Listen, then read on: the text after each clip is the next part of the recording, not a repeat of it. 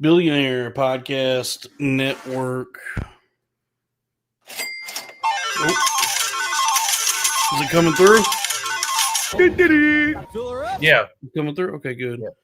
I gotta talk into the microphone better. Let me billionaires, because sometimes I get muffled and it sounds like I'm saying millionaire. But we're not brokies here. This is the Billionaire with a B. Billionaire Podcast Network.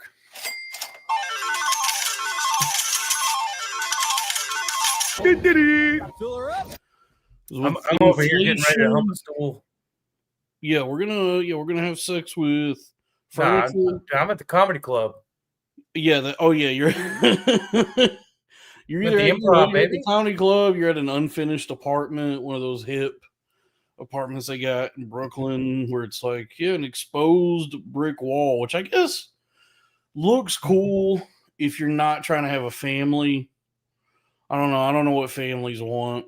I really don't understand like what was bad about it, but that was always like a point of it's like this is a poor piece, this is a slum, or it's a bad place if the Not brick always. is exposed. It's decorative around like fireplaces and stuff like that. So. Oh no, there's some apartments where it's like an entire wall would be an apartment exposed brick, and I never knew like why that was a bad thing. I was like, actually, it looks kind of neat to me. Well, the ones that's like the cinder blocks, that's like government housing. No, not that. Cinder block.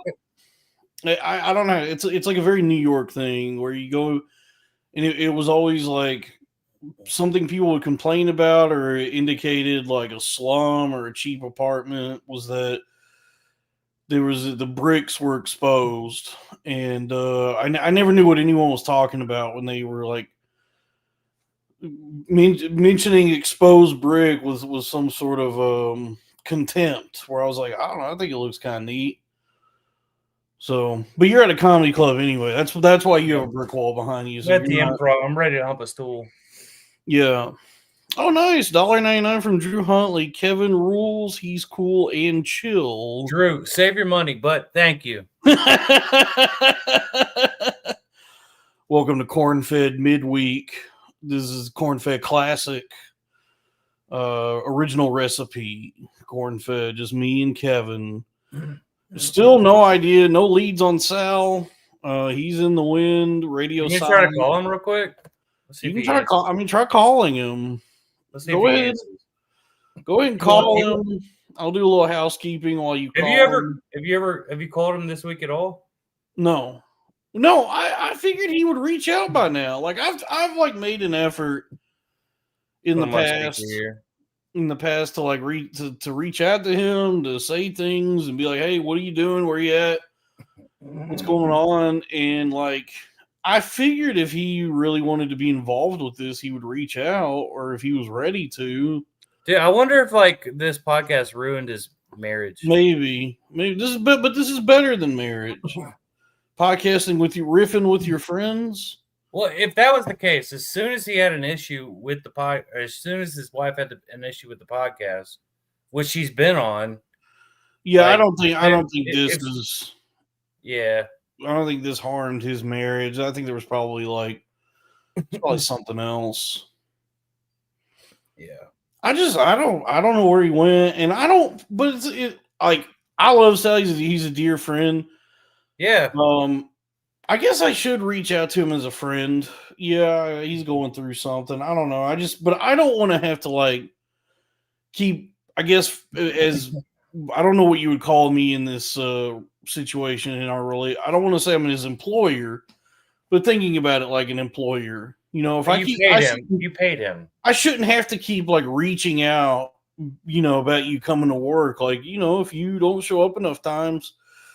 At that, and we you haven't been communicating properly. At a certain point, it's like, okay, well, no hard feelings, but I think it's safe to assume that you no longer work here.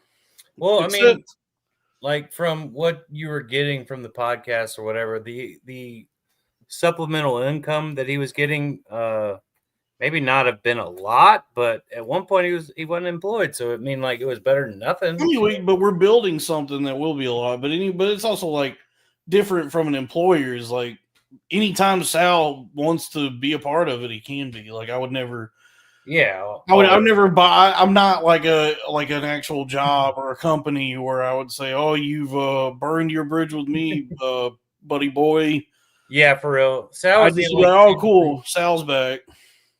Sal was the only comic from Dallas that I ever thought could podcast. People love him. That's the thing that's really tragic about it. That he should appreciate more is the folks. The folks love him. They think he's fun and jolly and affable, and he's fun.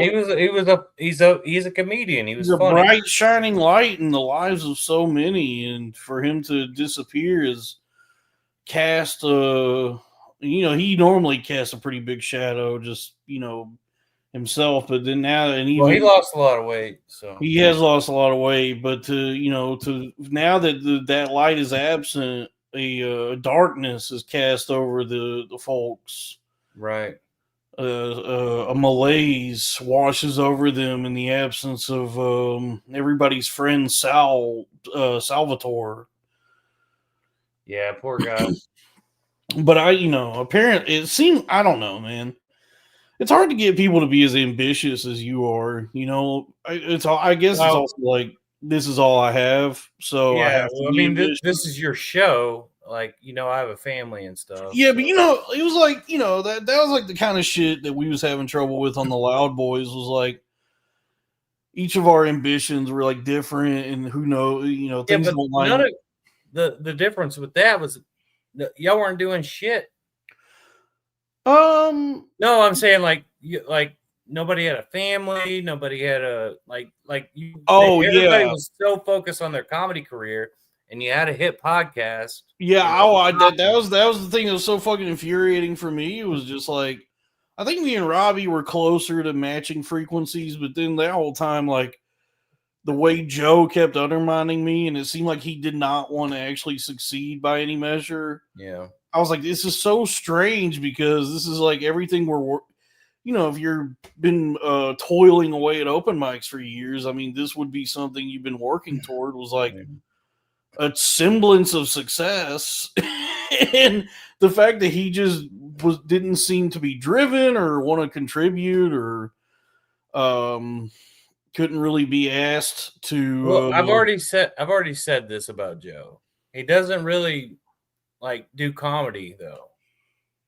Well, he's booked for Skankfest. He's going okay, to good. I mean, I'm sure. Okay.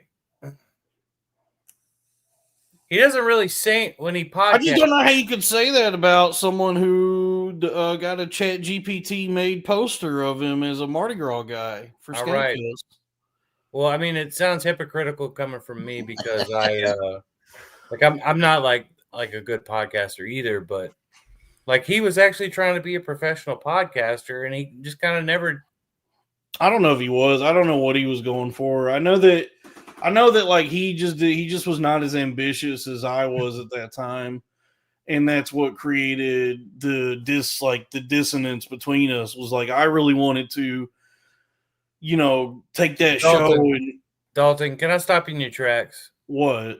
We've done this umpteen times. What? We just talked about Joe and all this before. Sure. So what was the issue? Well, we can keep talking about it. Fans want to hear about it. Well, no, I was getting to like a greater, broader point I was trying to make. It was like whatever our values, our ambitions didn't line up, and I mean, the shit that happened anyway. Kevin, money well spent. Thank you, Drew Huntley. So it's like whenever you're trying to work with people, it's just like different goals, different values, different ambitions, and so that's why it's like I don't know what's going on with Sal. I mean, you would think that like even the possibility of working at something that would make it so you don't have to have a day job ever again would be enticing, but yeah, I guess he would rather just like work the front desk at a hotel. I don't I don't know. He's the manager. Oh, which means he's got to work the Well, front I think desk. he's in. Yeah, he still has to work the front because desk. the actual people that are supposed to do that job keep not showing up. Yeah. So, Man. I mean, he's always welcome. That's what I'm saying. Though, is like, I'm not gonna like just pay him for not being here, but anytime he wants to be part of the network, it's not like I would, like it's not like he burned his bridge or I'm like his former boss that he's begging for a job back. Where I'd be like, well, Sal, he gets paid. How about this? He gets paid again if he does 4 continuous weeks. If he could do 4 weeks in a row, yeah, where he actually is engaged with the show and participates, doesn't like stare at his phone the whole time or watch football or go fix him a meal. He has to be part of that was probably like prime Sal is when he would like have to stop and go eat real quick and come back. That was some of the best podcasting I've ever seen. Yeah, I mean, whatever's fun. I mean, whatever the people enjoy. I don't know. I mean, the eating gets on my nerves just because the mouth noises drive me nuts. Oh yeah. But then, dude, the shit that really bugs me, and this is with anybody, is I understand smartphones and all that. Like, I understand you want to check your phone here and there, whatever. I'm the cool teacher about that. But the way he would just like tune out and just stare at his phone and be doing something else completely than the show. And I'd have to be like, hey, I don't really, I guess if I wanted to do a solo show, I could. What the fuck are you doing? Yeah, I wish I got paid to tune out. Yeah, he would just be lost in his phone. He'd be like staring down, not even looking at what was happening or listening to anything that was happening. And I'd be like, yeah, if you wanted to play on your phone, you could just go do that instead of like even pretending like you wanted to do this. Uh-huh.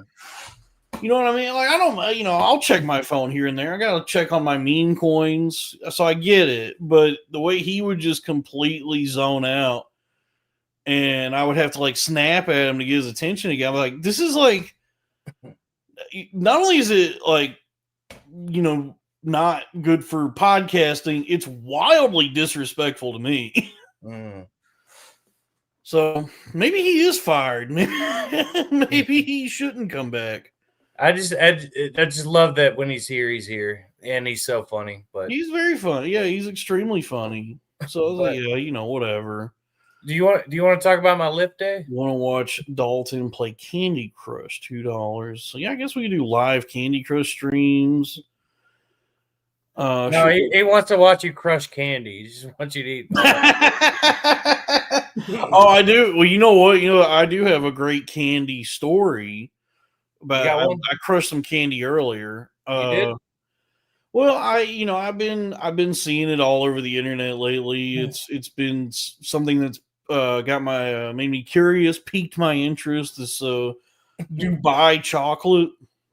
I've tried it. Yeah, I didn't know what it was. I keep seeing it. I was at a gas station earlier and they had Dubai Royale. Like $20. So dude. So they had this brand, Royale brand. Yeah, Robbie in Dubai chocolate from Turkey. It's halal. I checked it. The label is halal, and I bought one. And after tax, it was $22.04, and it definitely tastes like chocolate. Is my review. Like, I don't know, man. I didn't really understand what I was paying $20 for. Yeah. I bought it one time for one of the kids. Like it was like a gift for their birthday, not their only gift, but it was like another gift just for them to try it. But yeah, I was like, we all tried a piece, and I was like, okay, all right. Yeah, that was my reaction. Was I was like, well, the sand people have got me. They got me again with their trickery. With their, their spell, with one of their spells and genie wishes. You know how the Arabs be with their sorcery and their tricks and that was I fell for another one of their tricks in the form of Dubai chocolate, because I've been hearing about this online, everybody talking about it. It looked interesting, chocolate with pistachio or some shit in it. And I like broke off a little square and I took a bite, and it was like it tastes good. It had the consistency of like a Nestle Crunch, like a more buttery, like I guess like a more buttery Nestle Crunch. It was like smoother or creamier. There was like a I don't know how I guess it was like a creamy Nestle Crunch. Like it was a crunchy chocolate bar that was kind of creamy in the middle. I mean, really, if you really want a premium chocolate, you could just get a Ghirardelli, or like I'll fuck up a Ghirardelli, but for like an eighth of the price, So yeah, well, the Ghirardelli Dubai chocolate is about the same price, but a Ghirardelli. Why did they? But they bought into that bullshit. Yeah, Ghirardelli's in on that bullshit, but for whatever reason, anywhere you go, it's about $20. Mm-hmm. And yep. Okay, well, folks, you heard it here first on Corn Fed. What's it called? Dubai chocolate. Dubai chocolate, not worth it. Scam. I mean, we're trying. If you want to try it once to like ensure that it's a $20 chocolate bar that is not worth $20 if you just want to verify for yourself. But your money would be better spent buying like a either a Ghirardelli bar or the bag of Ghirardelli squares. I like those two. My favorite is the dark chocolate sea salt caramel, or just the plain like 70% cacao. Like the dark chocolate ones. What I was always like, I thought was a fancy chocolate was a Ferrero Rocher, whatever they call it. That's what the Dubai chocolate reminded me of. Like the consistency of it was a Ferrero Rocher. So if you want the Dubai chocolate experience for a fraction of the price, and it's an institution fancy chocolate that's not as expensive. Everybody knows it. You love it. Ferrero Rocher is about the same as a Dubai chocolate to me. By the way, I sent the link for Robbie. So, folks, Drew Huntley is here. What's up, guys? Hey. I have a dog. What's the dog's name, dude? I got Nova. I didn't name it. Shout out Nova Dog. Nova Dog. Drew likes shouting out dogs. Dude, I love dogs. I was getting sad today thinking about my dog that died. Shout out Gizmo Dog. Shout out Gizmo. He died such a turbulent and violent death that sometimes I think ripped apart. Do what? He's like ripped apart or something. Yeah, he got chomped. He got attacked by another dog, right? Yeah, he got chomped by a bigger dog, and so it was like, we were trying to get him to the finish line. He was really old, and he got That's chomped. Crazy. And so it kind of like it knocked his eye out, like his eye was hanging out of his head, but he was still awake. Like that whole experience, like, because I had to drive him to the animal hospital, get him euthanized. And just the whole time I was like, man, I hope he just like loses consciousness, because it's killing me that he's awake and like, he kept like screaming. Oh, he was just like suffering at the end. And I was like, man, I just hope he passes out soon. I was watching it live stream because you were hearing it and you go, hold on, something's going on with my dog. And you ran out there and you're like, dude, I got to go. Live stream during the Crowder Boys. Yeah, I had to bounce because he was like, it was like a really bad. Let's not go into all the details, folks, but sometimes it hits me. I had a dream about him last night. You know how like when your loved ones visit you in dreams? And so he came to me in a dream last night, Gizmo did. And for real? Yeah, and I was sad all day today thinking of it, because it was like, dude, that was like such a like, it's he was already like, it was it's weird because he was already old, like 17. So it was like any minute now, this dog's going to pass away. I was kind of still hoping being there for it, right? You're there for that moment. I was kind of hoping he would pass away soon because he was like struggling so much just physically that I was like, man, the best thing that could happen for this dog is he goes to sleep one night and just does not wake up. Unfortunately, what ended up happening is he got chomped and his eye fell out, and I had to drive him to the animal hospital. And yeah, and he was just confused and like, hollering the whole time. He was hurt, and that was killing. That was tough to have to deal with that. And then and I didn't really get to be with him in his like final confused, painful moments. They took him back there and put him. They didn't euthanize him immediately, but they got him sedated. So I don't even know like if he knew I was there when I said goodbye to him. But they said you probably don't want to be here for the final injection because that's where it can really be disturbing. And I said, okay, well, goodbye. And that that was the end of that. Dog. So it's always tough to lose a pet. It sucks. Well, you know what sucks is that dog was so old. He was so old, dude. Died via mall. Drew, can you shout out Sumo Dog? It's Squeeze's dog, Sumo Beer. Shout out Sumo Dog.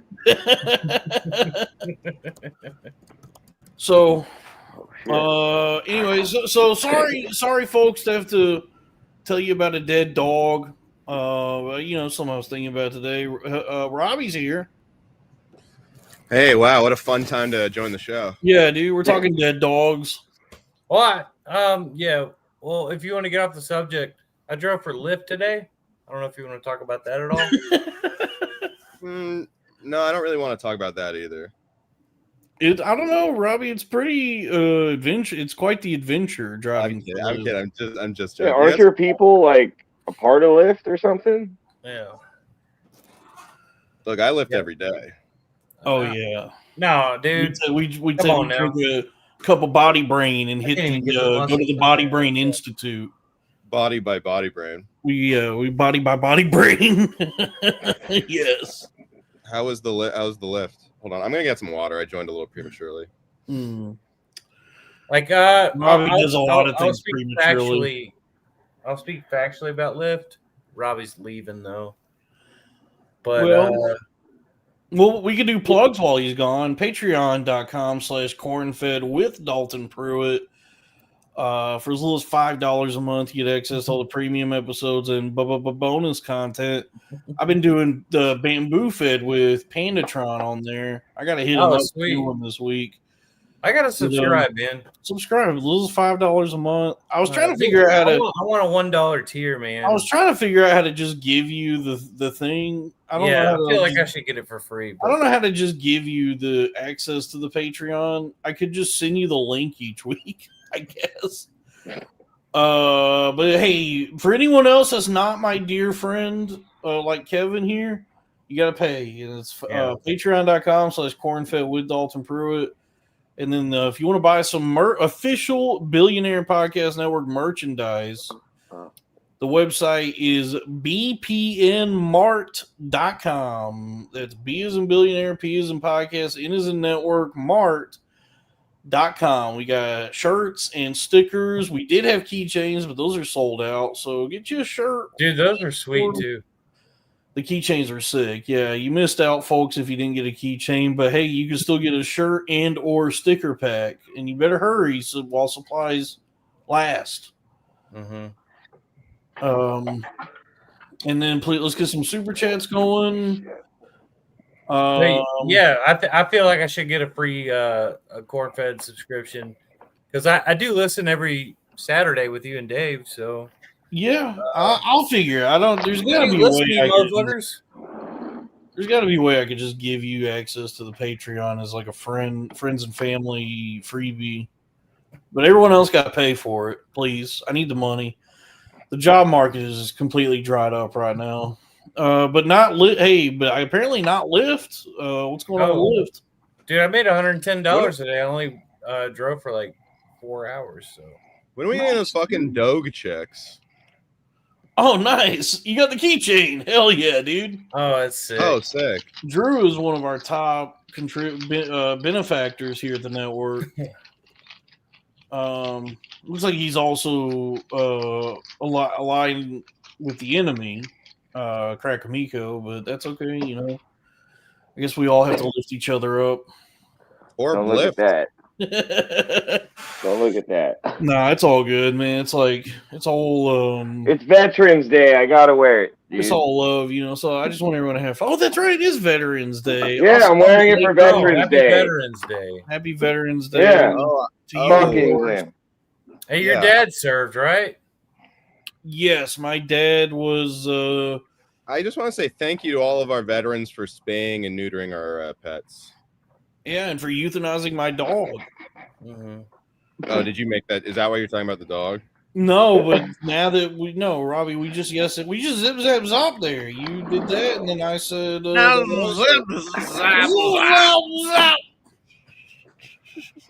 $10 from Broso Smith. I will be wearing my shirt I purchased from the BPN website Skankfest this weekend. Thank you, Broso. Oh, yeah, sweet. hey, anybody going to Skankfest? Let me say this: have fun, but also Yeah, I'm safe. bummed I didn't get in this year. Honestly. Yeah. Oh, don't be upset, Robbie. Me and Kevin were just talking about I'm how not somebody upset, needs I'm to just, beat fucking Joe Gorman's ass for getting booked and you not getting booked. Yeah, I don't know how that happened. I think they owed Joe a booking because Lewis promised him last year he would get Skankfest if he like let him touch his penis or something. Jay And then Gomez always pays his debts. And then they did, yeah, and then they didn't do it. So I think that they like that. He was like, "Oh fuck, all right, yeah, I should probably let him." I suppose, yeah.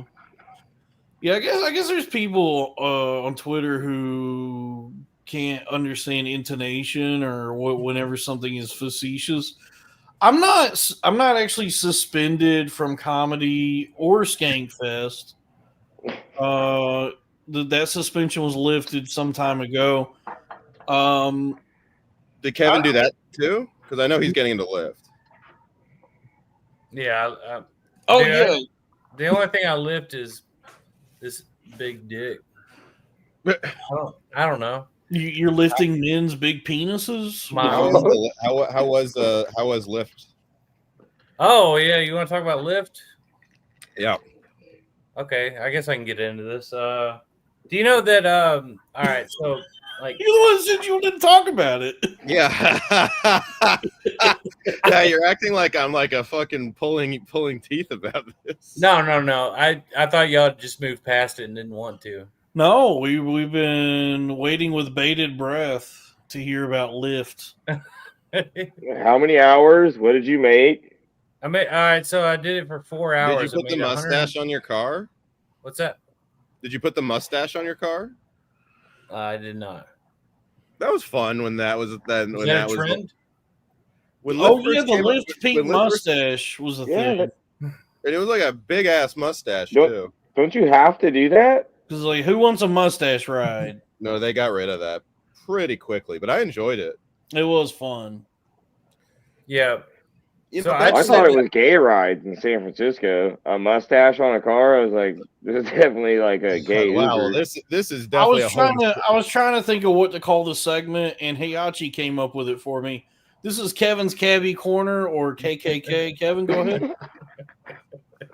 Not to be mistaken with the Kumia Corner. Not to be mistaken for the Kumia Corner. Or Salad Spectacular. All right, go ahead, Kevin. How are your lift labors? All right, so I just did it today just to see what it was about. I just had the day off, and I was like, I'll just make some more money or whatever. And I just wanted to see because I got a pretty brand new pickup, so I was like, all right, fuck it, run some miles on it, do whatever. But in a pickup? Yeah, a truck. Well, that's great for lifting. Mm-hmm. Yeah, great. A pickup. Mm-hmm. Yes. One could say that they're synonyms. So that sounds delicious. Wait, king cab or crew cab? I was just like, I'm just gonna go out and do this and just see. I want to see what kind of money you can make doing it. Right. So I drove for 4 hours. I made $110. It was 150 miles of driving. So. Right. Oh yeah, gas. Wait, but my truck's a hybrid, so like it was $10 in gas, probably. Okay. So it's not even a truck? It's a truck. It's a hybrid truck. Yeah. What is it? It's half truck, half gay. This is an incredible story. Anyway, but Lyft was what I always used. So when I was living in Denton and stuff, I needed to get around when I was drunk. So that's what I signed up for. Right. Lyft is Cash App. Remember I said this earlier, Dalton. Like, yes. What is it? So Uber is Venmo and Lyft is Cash App. If you get my drift here. Yes. No way. As far as the races, Lyft is to Cash App as Uber is to Venmo. I mean, if I was a minority, I wouldn't want to take something with a German name. Yeah. Especially for transportation. Fair to say. Which one requires ID? So I did. I don't think either of them do. I don't know if I don't know. Yeah. I did 10 rides today, and I got one white guy, and he was the only one that tipped. I swear to God. When you said that, like because your sample size was. Well, now that sounds delicious. Oh, I love getting the sampler at any restaurant. I mean, like if we're at Costco, I can't decide on just one appetizer. Yeah. So let me get the sampler platter. You know what's kind of well, you know how many I'd be thinking about how so many appetizers are actually like more calories than the damn meal. Yeah, you can have an appetizer as a meal. They don't tell you that. But there's an app for that. No one will stop you if you want to just have cheese sticks for dinner. Sometimes that's the best move, actually, is to get. Dude, so many restaurants, the most fun items on the menu are the appetizers. Like 100%. By the time you get to the meals, it's just like what steak and chicken and fucking baked potatoes, dude. Let me have fried mushrooms. Let me have mac and cheese bite. At Italian restaurants, I feel like all the best shit is in the appetizers. You got like that's where all the gabagool is, the mozzarella. Yeah, the bruschetta, the fucking yeah, that shit rules. The goat cheese beet salad at Cheesecake Factory. Yeah. That's a good one. Cheesecake Factory also is great. Those are the apps that I mean. That's like my immediate when I'm kind of describing. Cheesecake Factory has appetizers for appetizers. They have, what do they have? Like starters or snacks, and then the appetizers. So it's like smaller plates, and then a little bit bigger plates as the appetizers, and then you go on. There's nothing wrong with having a small plate. There's nothing wrong with having a small plate. It's all about portion control. You feel like the squeeze. But and by the way, I have a lot of appetizer talk to get into, but I did want to address something Kevin mentioned just now. Is that Kevin, your sample size is how we got on that. You drove total 10 lifts today. You did 10 pickups. I think I did 9 actually, but yeah. So you did not. So out of those 9, you said 7 were black. 1 was Indian. 1 was Indian and 1 was white. Right. So that means you're saying, okay, so let's say just your sample size of blacks was 7 people, 7 black people. Well, to be fair. All right, go ahead. Sorry. Well, I was going to say, or at least 3/5 of that amount. Okay. But let's say you had like a decent selection, a decent sample size, and out of all of them, all the black people you drove today, not one of them left a tip. All right, but to be fair, like at least in this moment, at least in this instance, validate the stereotype that the brothers and the sisters don't be tipping. Okay, to be fair, I woke up early this morning and I was just taking people. Honestly, only white people tip, I think. Well, it's an American thing. Foreigners, like I said, people don't tip. Every person of color I took, I gave a ride to was going to work. So it's like, why are you giving somebody a tip to go to work? Right. Yeah, I would do that. That would actually drive me crazy. But here's what I wonder. Like with something like in this instance, that's very mature of you, Kevin. To yeah, Kevin, are you keeping track of the neighborhoods that you're grabbing these people from? And hey, like, you know what, dude? I don't know if you've ever done this, but before we continue, hold on. I gotta say before we continue, just to be safe, let's step into the Kumia corner. Okay, thank you. Just to be safe. I appreciate that. We're in the Kumia corner. We're safe. So we know the neighborhoods, okay? we can roam Times Square freely. Yeah, we're fine. So what is it? Yeah, well, so what is it about these these people? Why come they can't drive? Yeah. Okay, but for real, like if you use Lyft solely as like a ride back and forth to work, to leave a $5 tip every time would be ridiculous. Well, it's already ridiculous to use Lyft that way. So to get to work, yeah, that's insane, that's dude. That's you. your daily. Yeah. What? I don't know. Daily get to work is Lyft. Yeah, you're spending money to get to work.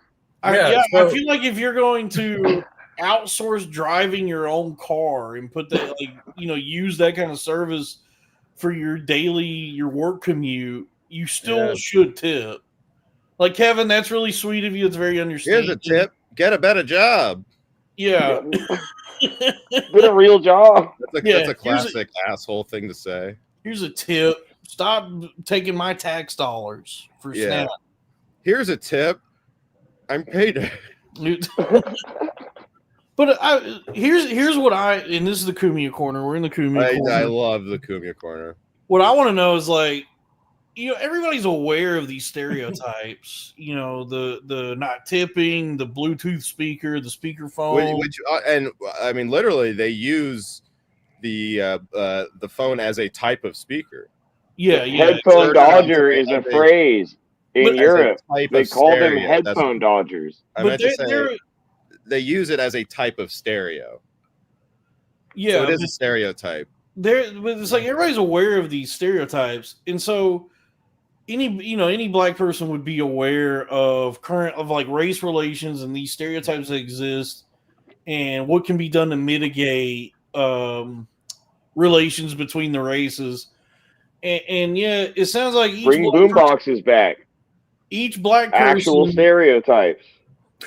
Each black person that you picked up today, either consciously or maybe who knows, but they decided, they said, my own personal comfort and what I want is more important than fixing racism. That to keeping this we're living in a society here. Yeah. In a civilized society, they would all tip, but they don't know. They don't know how to act civilized. You can't even expect them to shower. Can I tell you this? Not one of them was on FaceTime the whole trip. Now that's progress. That's progress. Not one time. Not What's one time. Does anybody think black people don't shower? I was trying to think of like what he thinks black people do. It's like they're picking the bugs out of their hair. They're eating the bugs out of each other's hair. You think they're gonna leave a tip? This folks in your corner. It's funny he says that when he like literally bit his fucking girlfriend's hand.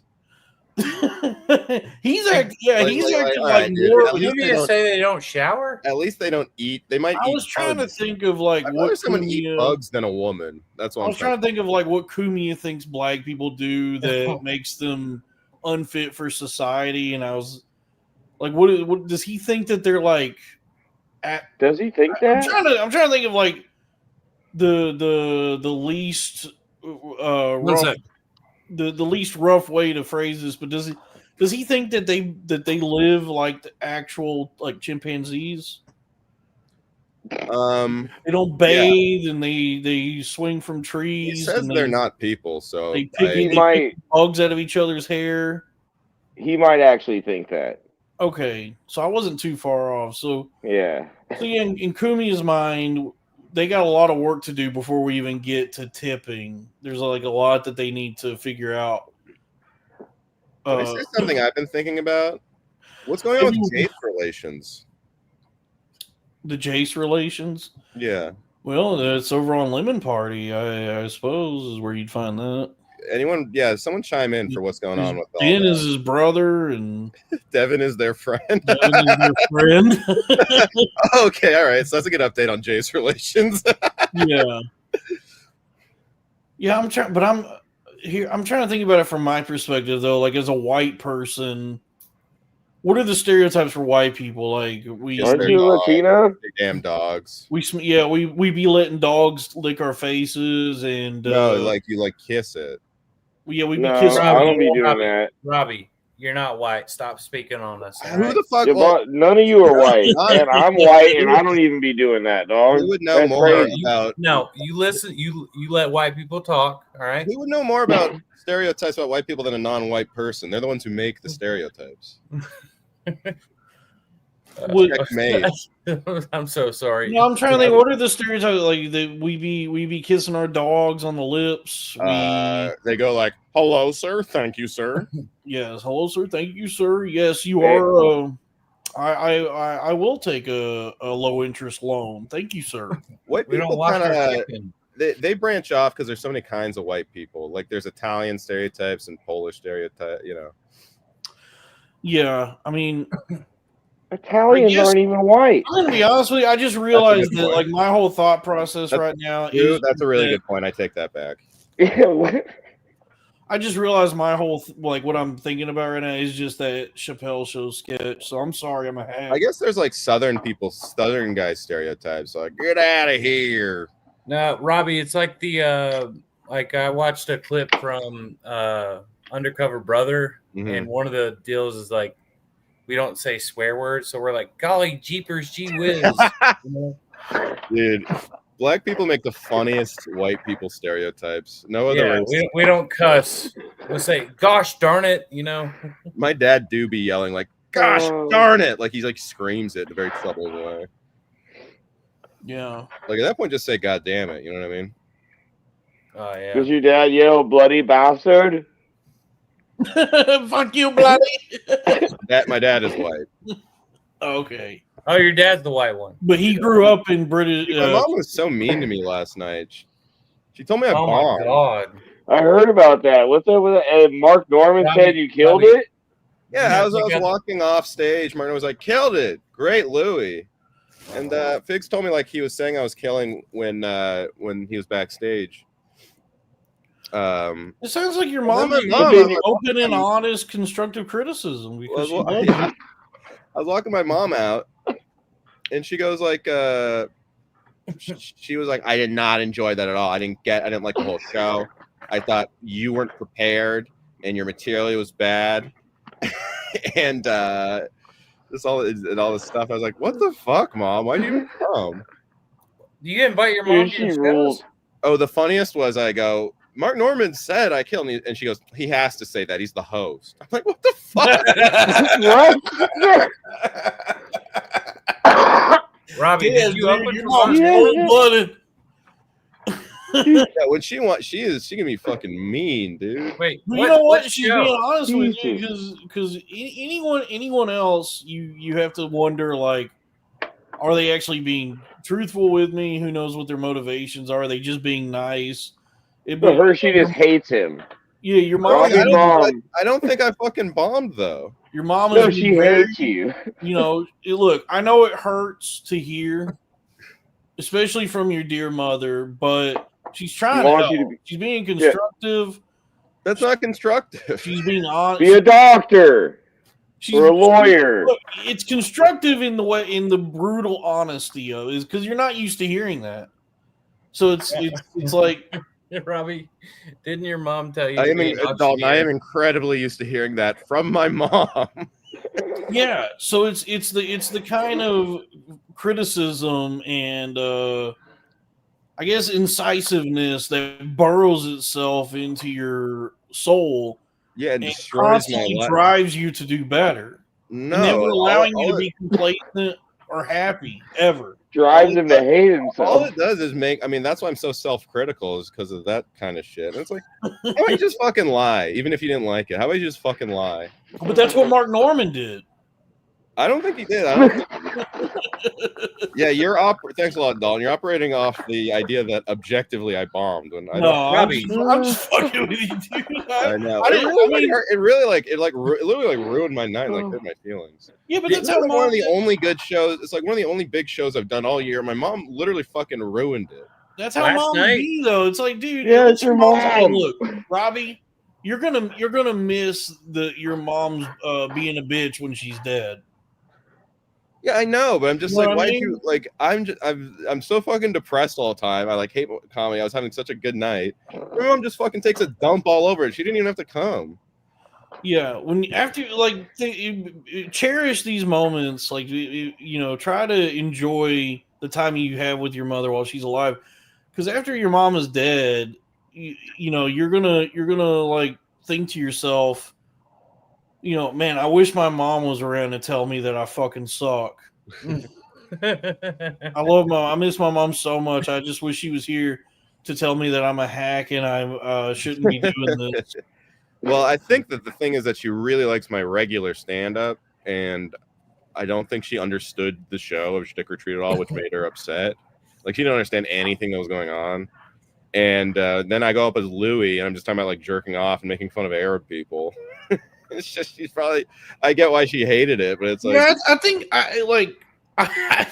it's just a mom being a mom, dude. Moms are critical, but it comes from like a different kind of subjectivity than any other audience member or anyone else, because it's just so funny for me to be like, look at my friends, and this guy said I did well, and she's like, well, I mean, they have to fucking say that. It's like, you're my mom, shouldn't you have to say that? Like, what the fuck? No, because she wants what's best for you. She wants you to get better. She wants you to improve. Norm is like up here. If he tells you you're doing well, that's a good sign. That's what I'm trying to say. That's a good sign. But Mark Norman is never gonna like take the time or invest himself in you the way your mom does. Like, no, but Mark Norman also wouldn't be like, yeah, great set, killed it if you didn't. I feel like he was just like, but he'll be honest. Mark Norman was offering you just a passing compliment, and he was being honest. I do believe that, but that's just a moment that is did and done right there. Mm-hmm. What your mom did for you is something that will last a lifetime. Scar you for life. It hurt because it's some would say. She might as well just look me in the eye and say, like, I am not proud of you. It's like, yeah. Jesus. When was the show? Last night. What did you do? It was Stick or Treat. I did a Louis C.K. impression. And then Mark Norman closed the show? He was hosting. Oh, I got you. Okay. It's like a show where each comedian performs as a famous comedian. Yeah. Comedian. And Robbie killed it. It's like the one big show I get to do. I haven't done it in like fucking 5 years because it hasn't happened. And it's basically like, it's a lot like that white kid Mac McClung when they just take him out of the G League to do the dunk contest. That's basically what it feels like for me. It's like the one time of year they like use me for something in the New York comedy scene. My mom comes. I didn't even ask her to come. She came all the way from Boston, and then she just is like, she's like, she came. No, yeah, I wasn't there. She didn't come. Anyway, wait a second. You went up as Louis C.K. Did you plug the book? Did you remember? I should have. Apparently, that's a piece of shit. Oh yeah, it's a book written by a comedian. Like, there's been some good comedian books. Any time a comedian writes a book, I assume piece of shit until proven otherwise. Can you name one, Robbie? The only one that ever proved me otherwise was Norm Macdonald. Shop Girl by Steve Martin is very good. Is it good, or is it good for a book written by Steve Martin? It's legitimately very good. Because I don't know, man.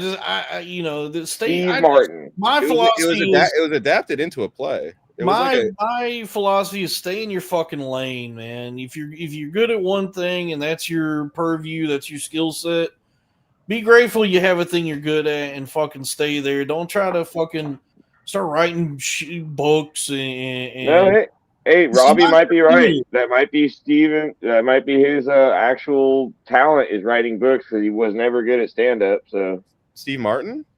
Yeah. His stand-up was really good. It's really good Yeah, for the suck. 70s if you enjoy It's good. If you enjoy fart jokes about the atmosphere.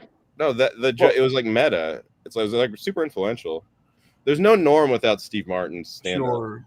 The Norm's book, that's the one outlier, that's the one anomaly where I was like, this is not only a really good book, it's funny, and I would recommend this to anybody who's looking for a decent book to read. This is a good what book. was his book? What did he write? It was called Based on a True Story, and it's a novel that's a fictionalized memoir about his life, right? Life. So, you know who actually wrote a solid book? David Cross. His was pretty funny. I don't know, Robbie. I don't really, like I said, I don't trust that any book written by a comedian is good until I at least. But why? Comedians are writers. Because that's not what. No. What about L. Ron Hubbard? I never believed that the comedians. I never saw L. Ron Hubbard. The problem is a lot of comedians just do a book as a cash grab and use a fucking they just put their act in the book or they use a ghostwriter or something. But there's a few good ones. They're not all bad. A lot of comedians do that. Artie Lang. That was a good book. Too Fat to Fish. That was a good book. Is that a good one? Yeah. I don't know. There's just so many books. I mean, it was all stories, but here's the thing. Really there's so many books, and there's so many books written by actual authors that I see no reason to ever read a book written by a comedian. Because they're funny. Not all authors are that funny. But books aren't supposed to be funny. They're supposed to make some authors are funny. They're supposed to make you think about life. Half of Shakespeare's fucking shit was comedy. Oh, don't come in here telling me you think Shakespeare is funny. For the time, it was funny. I don't even understand what they're saying, dude. They're speaking like a different kind of English. This is so I love the I don't like it or I don't know about it, but it's objectively bad. No, Shakespeare is good. I'm too stupid to understand. But you're saying books aren't meant to be funny as if half of what Shakespeare wrote wasn't funny. I just don't know how many books I've read that he was trying to be funny, but even Hitchhiker's Guide, Douglas Adams, he was trying to write funny literature. Yeah, I don't know. Some of it's funny, some of it's not. Reported to be funny that I read and thought that it was actually funny. I've read books that they say are farces or laugh out loud riots, and it's just very extremely cringy. It's just I guess the kind of shit a fat librarian would think is funny.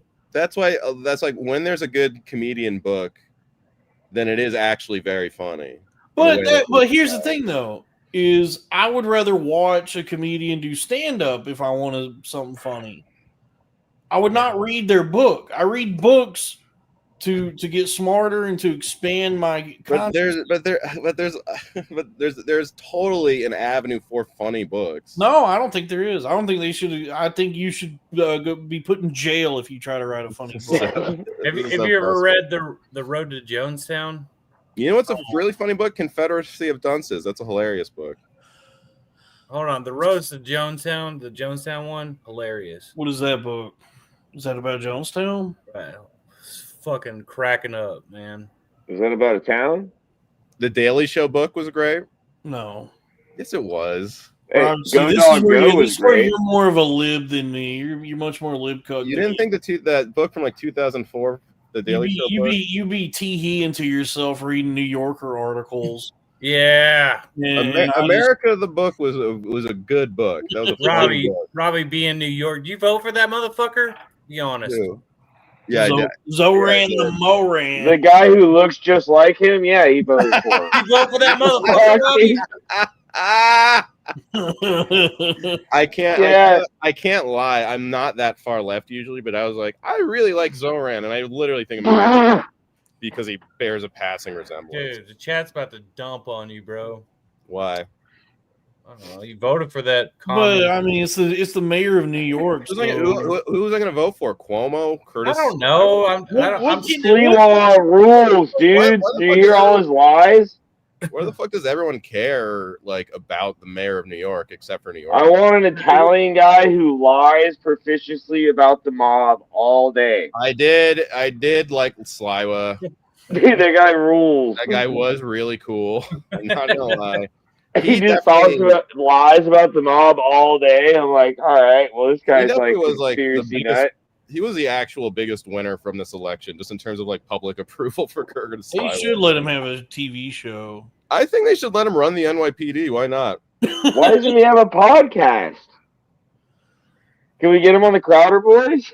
Yeah, let's reach out. I bet that's obtainable. Reach out to Sleewall. Yeah. Get Dave to reach out to him. He's Can we get JoJo Sleewall?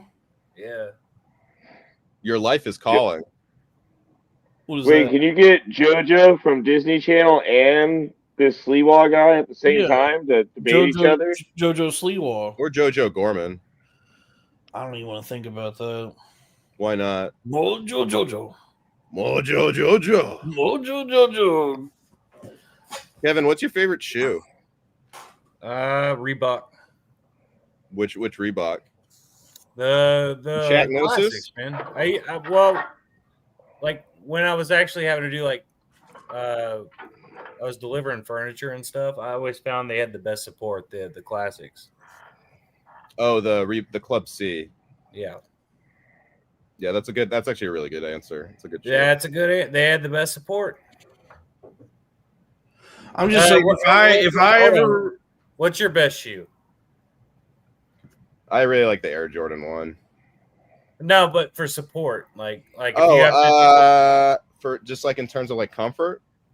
Yeah, like a New Balance or something like that. Yeah, I've been really liking the Brooks Max cushion. I've been using that one for running.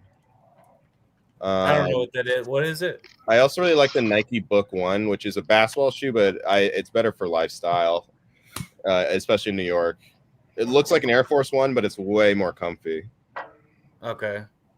If you had a job like where you like worked in a kitchen or something, you need something for be on your the closest New Balance. The closest to that is I've had to work on film sets. Yeah, like, I did that a lot. Yeah, especially. So was there a shoe that you found like where you were on your feet all day and you needed something with support? Yeah. Yeah, I really liked. I think actually, yeah, I wore New Balances. I probably what the fuck did I wear back then? I don't know. The Reebok Classics did a good job. Those are good. Those are the Reebok. Let's get some super chats going for shoes. Shaq just released work boots called the Shaqnosis Work. The only shoes I can comfortably wear are New Balance extra wide, size 12, and then I have my slippers that I be wearing. My what should I wear back? I don't know what shoes I wore back then. This is crazy. I got my North Face slippers. I don't know if you see. It's the same material as like a North Face jacket, but it's got a hard sole on the bottom. So it's ready for outdoors if I need it. Really comfortable. I'm looking at it up after the show. I'm looking into getting it. I'm looking at investing. I got the double wides too. That's why I'm wearing the Crocs, dude. I got double wides. You're wearing. It's hard to find shoes. It's hard to find shoes that fit my feet, dog. Yeah, I want to. Yeah, I want to. These North Face slippers are like the most comfortable. They're not good for like if you're trying to do much outside or go exercising. But for these I can hike in. I mean, the website says you can hike in them, but I wouldn't hike in a slipper. These Crocs, I forget what they're called. Your hiking Crocs. These are the hiking Crocs. You can hike in these. They're good on like the good old granite, you know, good on cliff sides, rock climbing, all that shit, dude. They rule. Damn, are we becoming sneakerheads? Yeah. Well, we all have no way. It's not much of a sneaker. It's kind of we were just showing off sandals. Dalton, I'm sharing sandals, check out these Shaq work boots. Ooh, work boots. The Shaqnosis. Shaqnosis. I can't, bro. If you showed up to my job site, that's not a work boot. That's a Zach Wild shoe. Oh yeah, that's the Zach Wild. bullseye, man. Shaq, you will be hearing from the Wild estate. Is Zach Wild dead? No. Shaq, you will be hearing from Wild's attorneys. Zach Wild's actually alive. Who am I thinking of? Randy Rhodes is dead. Yeah. Wait, what shoe? I don't see it. Ozzy's dead. Ozzy is dead. Oh, like there's a guitar. Yeah, it's like Zach Wild's guitar. I mean, obviously, it's just like the hypnotized thing. Bro, you can't show up to any job site with those on. Twilight Zone. We'll be hearing from the Serling estate for stealing this. Look, you got Shaq on the bottom there. Oh yeah, that one's actually pretty sick. The Shaq. That's actually not bad. That's what I'm saying. This one's $47. Maybe I'll get this. Bro, you could show up to a job site with that. If it had composite toe. Oh, and it comes in wide. Let's go. Oh, but it's more expensive. I need double wide. Well, look, I wanted to. Well, if Shaq doesn't make a shoe for people with big feet, then he's Shaq'd in a fool. I want to get into the. Listen, I want to get into the Sysconspiracy. So I went to Outback Steakhouse today. Good day. And I haven't been to Outback probably like 10 years. It's been a long time since I've been to Outback. Last time I went to Outback was years ago. I went to Outback today, and front to back, from soup to nuts, an absolutely horrid experience. The service was terrible. The food was all the food was bad. Everything was just miserable and substandard. Not like it wasn't good for human consumption. Why'd you go to Outback? I wanted to go to Outback. I remember it fondly because when I was a kid, all those restaurants, Outback, Red Lobster, Olive Garden, all of them. When I was a child, they weren't Applebee's. No, not Applebee's, but well, Applebee's, big supporter of the Ukraine war. Shout out Applebee's. Like mid-level sit-down dining restaurant that was never fancy, but it was like elevated. It was like a higher quality. I just remember it always being good. It was always a place to get. Yeah, it was a place to get like a good sit-down dinner in the suburbs. Yeah, it was like a special place to go out with the family, right? And so I go to Outback today. And I haven't been in years, and it is like just completely diminished in quality to the point where there was nothing redeemable about any of the experience. It was like all of it was so bad that I said, I'm never doing this again. I'll just never go to Outback again. And so I did some research because even the chat is even wanting to know. Of course, I ordered the Bloomin' Onion. That wasn't good. It was way too greasy, and it just didn't taste like it didn't even taste good. It was something about it just was like. No, it was reused oil. They didn't refresh the oil. It was. I know exactly what happened. As a restaurateur, they didn't refresh the oil and cook it with the fresh oil. They cooked it with some old garbage oil. Who knows, right? It's fucking garbage, but dude. You ate some fucking burnt garbage. Somehow it was over-seasoned and not flavorful. It was like the worst of everything. So the Bloomin' Onion wasn't good. I got the fried mushrooms weren't good. Bad. It was lunchtime, so I got the lunch 6-ounce sirloin and a loaded baked potato. Mm-hmm. Sirloin, it's like whatever. It's not the best cut of meat, but it was like, as soon as I cut into the sirloin, at least they cooked it the way I had. It was rare, but I could tell that I was eating a frozen steak. Like this steak had been frozen up until they decided to cook it. And then I guess the baked potato was like the only thing I could say was okay. Where I was like, oh, I guess it was a decent potato. So it was all the whole experience was absolutely miserable. It did not inspire any confidence in Outback, the entire chain, nor the people of Australia. Even like I don't even Well, what is Australia? It's Jihad. What is even Australia? the entire country of Australia. Now, I have a question though. But listen, no, hold on, listen to this. So I did some Not research. Australia, Outback. I Jihad. did some research on this. And this is the Sysconspiracy. So all these because we all it's like a phenomenon, like common to all of us. Phenomenon.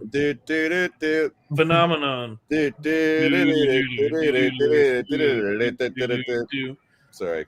But listen to this. So it's like common among like all of us remember these restaurants years ago being better than they are now. And I don't think it's just because we were kids. Because even you talk to anybody and they go, yeah, like 10, 15, 20 years ago, Outback, Olive Garden, Red Lobster, all of them were much higher quality. Yeah, 5-star Michelin star restaurants. They were better than they are now. Michelin Man. That's how I be feeling when I leave. Like the Michelin Man, I ate too much. So I looked into it, and also what sucks is everything's more expensive than it's ever been. Yeah. But I looked into it. So apparently this is the Sysconspiracy. Okay. There's one major food distributor in the United States. You've probably seen the trucks. Sysco. Sysco. Sysco. Oh, yeah. Sysco. The thong song guy. Yeah. Yeah, he has a trucking industry. Yeah, you know how Shaq had shoes, Sysco had food distribution. Sysco of a down is all I'm trying to say. Yes. What would that sound like, Robbie? What would Sysco of a down sound like? That first spin? Okay. The thongicity of our song. You idiot. That's perfect. Thanks. Perfect, dude. Hey, it was a great alley. Thank you, Trust. Dalton threw me a great Chris Paul lob. So, but Sysco is the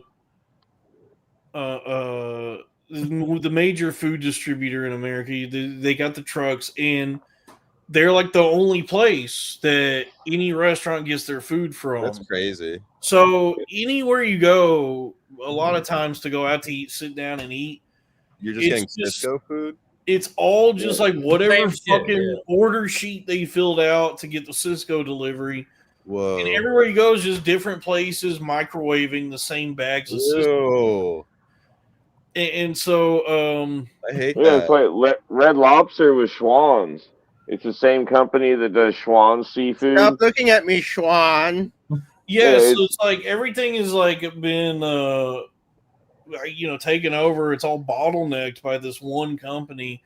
So all these restaurants are just kind of at the behest of like whatever food is brought to them by Sysco. That's crazy. And it's just all just like frozen bullshit that they're just these bags of food they heat up. Ugh. And we all I know we all like implicitly kind of understood a lot of these places were just like heating up frozen food. Mm-hmm. I didn't understand. I didn't realize until I like researched this that when you go down this rabbit hole, it's Sysco all the way down. It's just this one fucking company that anywhere you go it's just different places microwaving Sysco. It's 3/5 of the companies. Okay.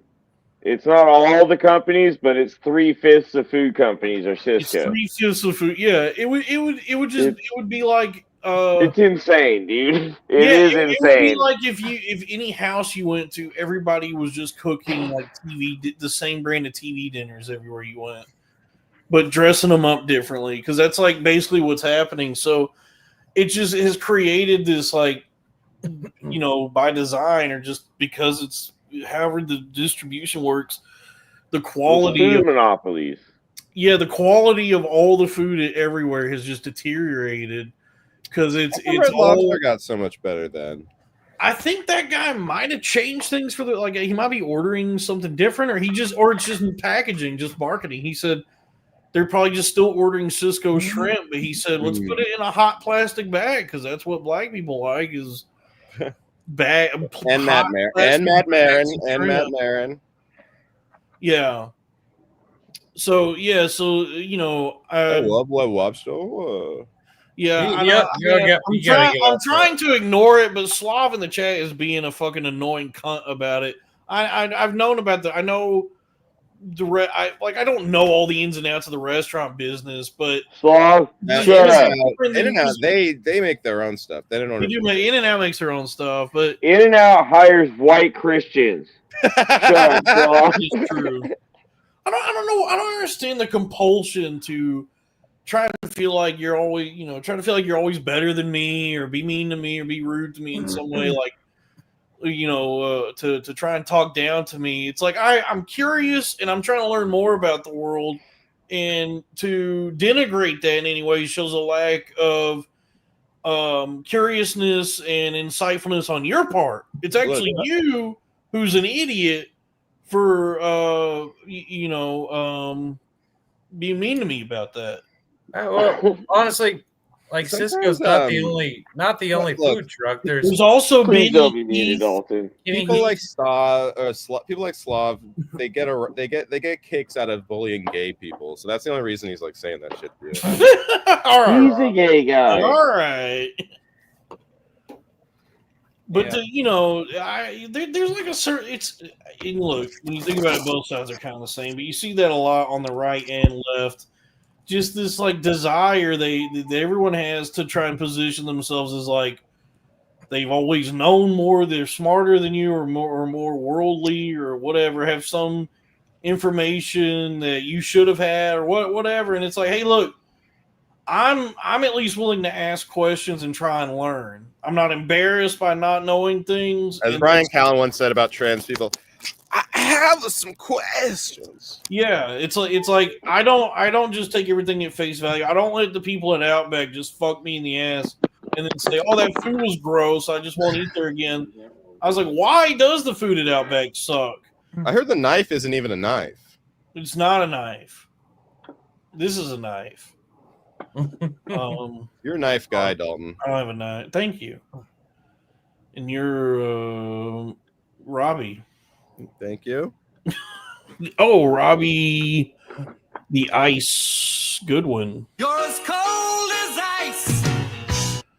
So, but I mean, it also is like the restaurant business being what it is now.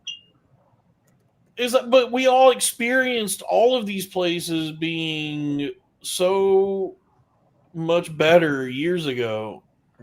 This was fine dining. These are classy establishments that offered delicious, incredible, well-made dishes.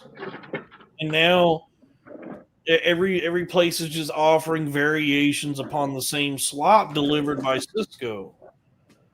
So the world was stolen from us by Sysco without us ever realizing it.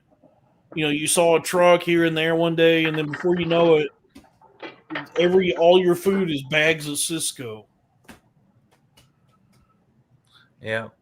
So it's really disappointing that in every single aspect of our lives, everything is just being taken from us and undermined. Just don't go to chain restaurants and destroyed. Why would you go? I don't understand when anyone even goes to chain restaurants. I mean, I guess some places it's the only thing, but like it's just as expensive as regular restaurants. Well, that's the thing. Is like, well, I don't know. I mean, it used to be that there was at least a standard of quality that you knew there was a consistency where you would go, I'm Outback. I know it's not the fanciest place, but it's at least something, I've come to expect it to be, better than fast food, maybe better than Applebee's, better than Chili's. Like I understood its place in the ecosystem as being like still pretty decent. Watch your mouth about Chili's. Watch your mouth about Applebee's. Chili's pretty tight. Applebee's pretty good, dude. They got riblets. I don't know. I just lament the loss of just like I also lament the loss of the deterioration in quality of everything in our lives. While at the same time everything gets more expensive. Mm-hmm. Everything is getting so much more expensive, and the quality of everything is diminishing. except for Yeezy Gap. Great quality, actually incredible quality. Everything's getting somehow more expensive and yet worse at the same time. Actually, Gap in general is actually that's a good bang for your buck. In general, I agree with you, but Gap is good bang for buck. Clothes? Gap jeans? Yeah. Go to Gap.com. Really? They have a lot of good looking stuff, and it's always on sale. They got the stretchy jeans. They do got the stretchy jeans. I'm not trying to, and I don't want to just be a doomer about everything because Robbie's right. Obviously, overall, you are right, Dalton. Like in general, the quality of products and quality of life has declined. Yeah. A big part of that is because like companies outsource craftsmanship outside of America. It's the H-1B visa, immigration. Made in America stuff is really good for the most part. Well, I guess at least everyone go shop at Los Angeles Apparel. If you're, like the guy maybe he got Me Too'd. He's the American Apparel guy. But come on, man, the clothes are good. But here's the thing. Croyd in the chat says Applebee's gross. All the food's pre-made, frozen, heat up at the restaurant. Hey. What we've uncovered. How the fuck does it take so long to get out there then? That's another great question, dude. The fucking food at Outback took forever to fucking even get there, and it's still, just frozen. Like I went to Rainforest Sysco bullshit. That was like, it took you this long to microwave this fucking sirloin. I went to a couple years ago. I went to Outback or Rainforest Cafe in Las Vegas on Valentine's Day, which is hilarious. And it was a terrible experience. It was really, really bad. That's still like one of the worst dining experiences I've had. Which sucks because when I was a kid, fucking loved Rainforest Cafe. I know. How much was the beer there? I know everything is better when you're a kid. Everything is better for sure. So there is. Actually, now that I'm thinking about it, especially Rainforest Cafe because there's like moving. It is part of it, but it definitely feels like. It's not just that we were children, that the quality of everything, even just 10 years ago, it's both better than it is now. Yeah. So, and it's like, it's not just Applebee's that be heating up frozen bags of bullshit. Because I uncovered the Sysconspiracy, the Sysconspiracy. It's all just like Sysco frozen bags of bullshit. It's every restaurant you go to. So it's like, to your point, Robbie, it's not all bad that if you can find an actual restaurant that's not like a chain or is like a smaller thing that focuses on like actually making quality dishes. Yeah.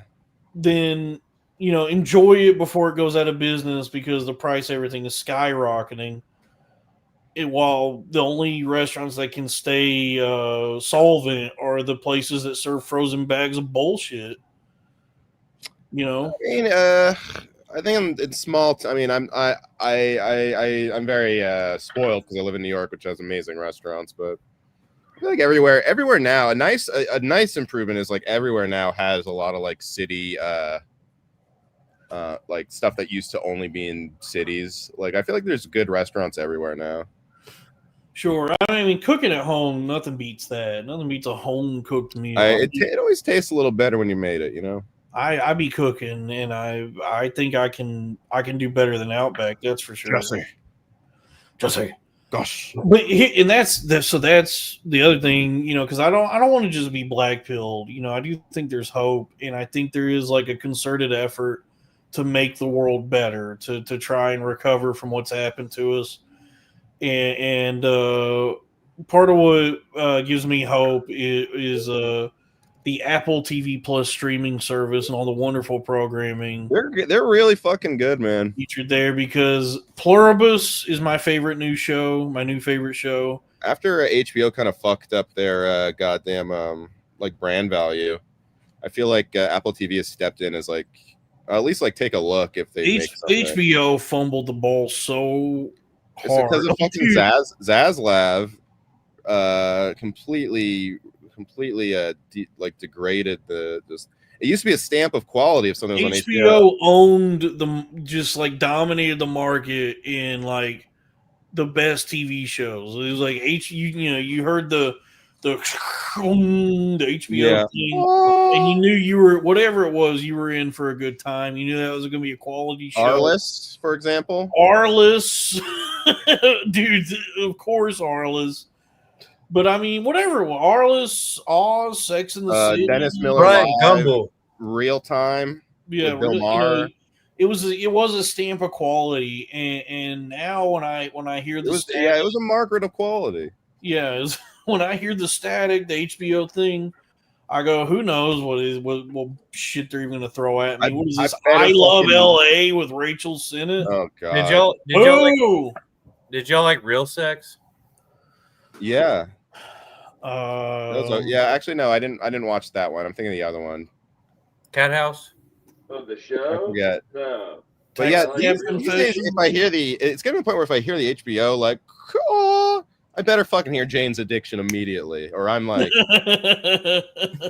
show me Ari Gold and his miscreants. are you Goldbridge? Are you Gold? If you're a Jewish agent representing E. Turtle and Vinny Chase, you're Goldbridge. But now when I hear that Apple TV shung, Me, the 1099. I feel like I have a really good chance of whatever it is being shown something incredible. Now sometimes it is a hot pile of dog shit, like that movie The Gorge, which is not about what I your lunch. But thank you. We both did it. Yeah, we both went for it. I know. No, that movie The Gorge with Miles Teller. That's so funny. You're like, it's not about my. But then, I turn on something like Pluribus and I go, okay, so somebody's at least trying to do something good. What's good about Apple TV is they seem to not care if they make money or not. That's why it's good. And I think it is just a brand play. Yeah, it's the same philosophy as the rotisserie chicken at Costco.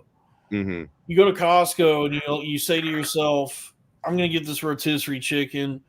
And then for Costco, they don't make money on the rotisserie chicken. It's what's called loss leader. Mm-hmm. So in your quest to get the rotisserie chicken, you go through Costco because you got to go all the way to the back to get it. And you see all the cool shit that's in Costco.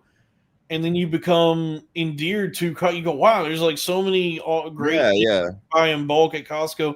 And then they've got you, they've retained you for life. You're like, I'm actually loyal to Costco now. Yeah. I went in for a $5 chicken. I walked out with $500 in groceries. Absolutely. And so it's like with Apple TV, that's kind of a loss leader situation where it's like, you sign up for it, you say, I heard this show with Gary Oldman is great. Slow horses. And then you get done watching all 5 seasons of that, and then you go, well, what else is on here? I came here for Gary Oldman, but what else they got? And then you start watching Severance, Pluribus, watch Bad Monkey with Vince Vaughn. The Family Plan. Yeah, and so then pretty soon, if we stepped back into the Kumia corner, who would Bad Monkey star? Kevin Hart. Thank you, guys. All right, let's step back out of the Kumia corner. Right, okay, we just did a quick in and out at the Kumia corner. Here I said animal style.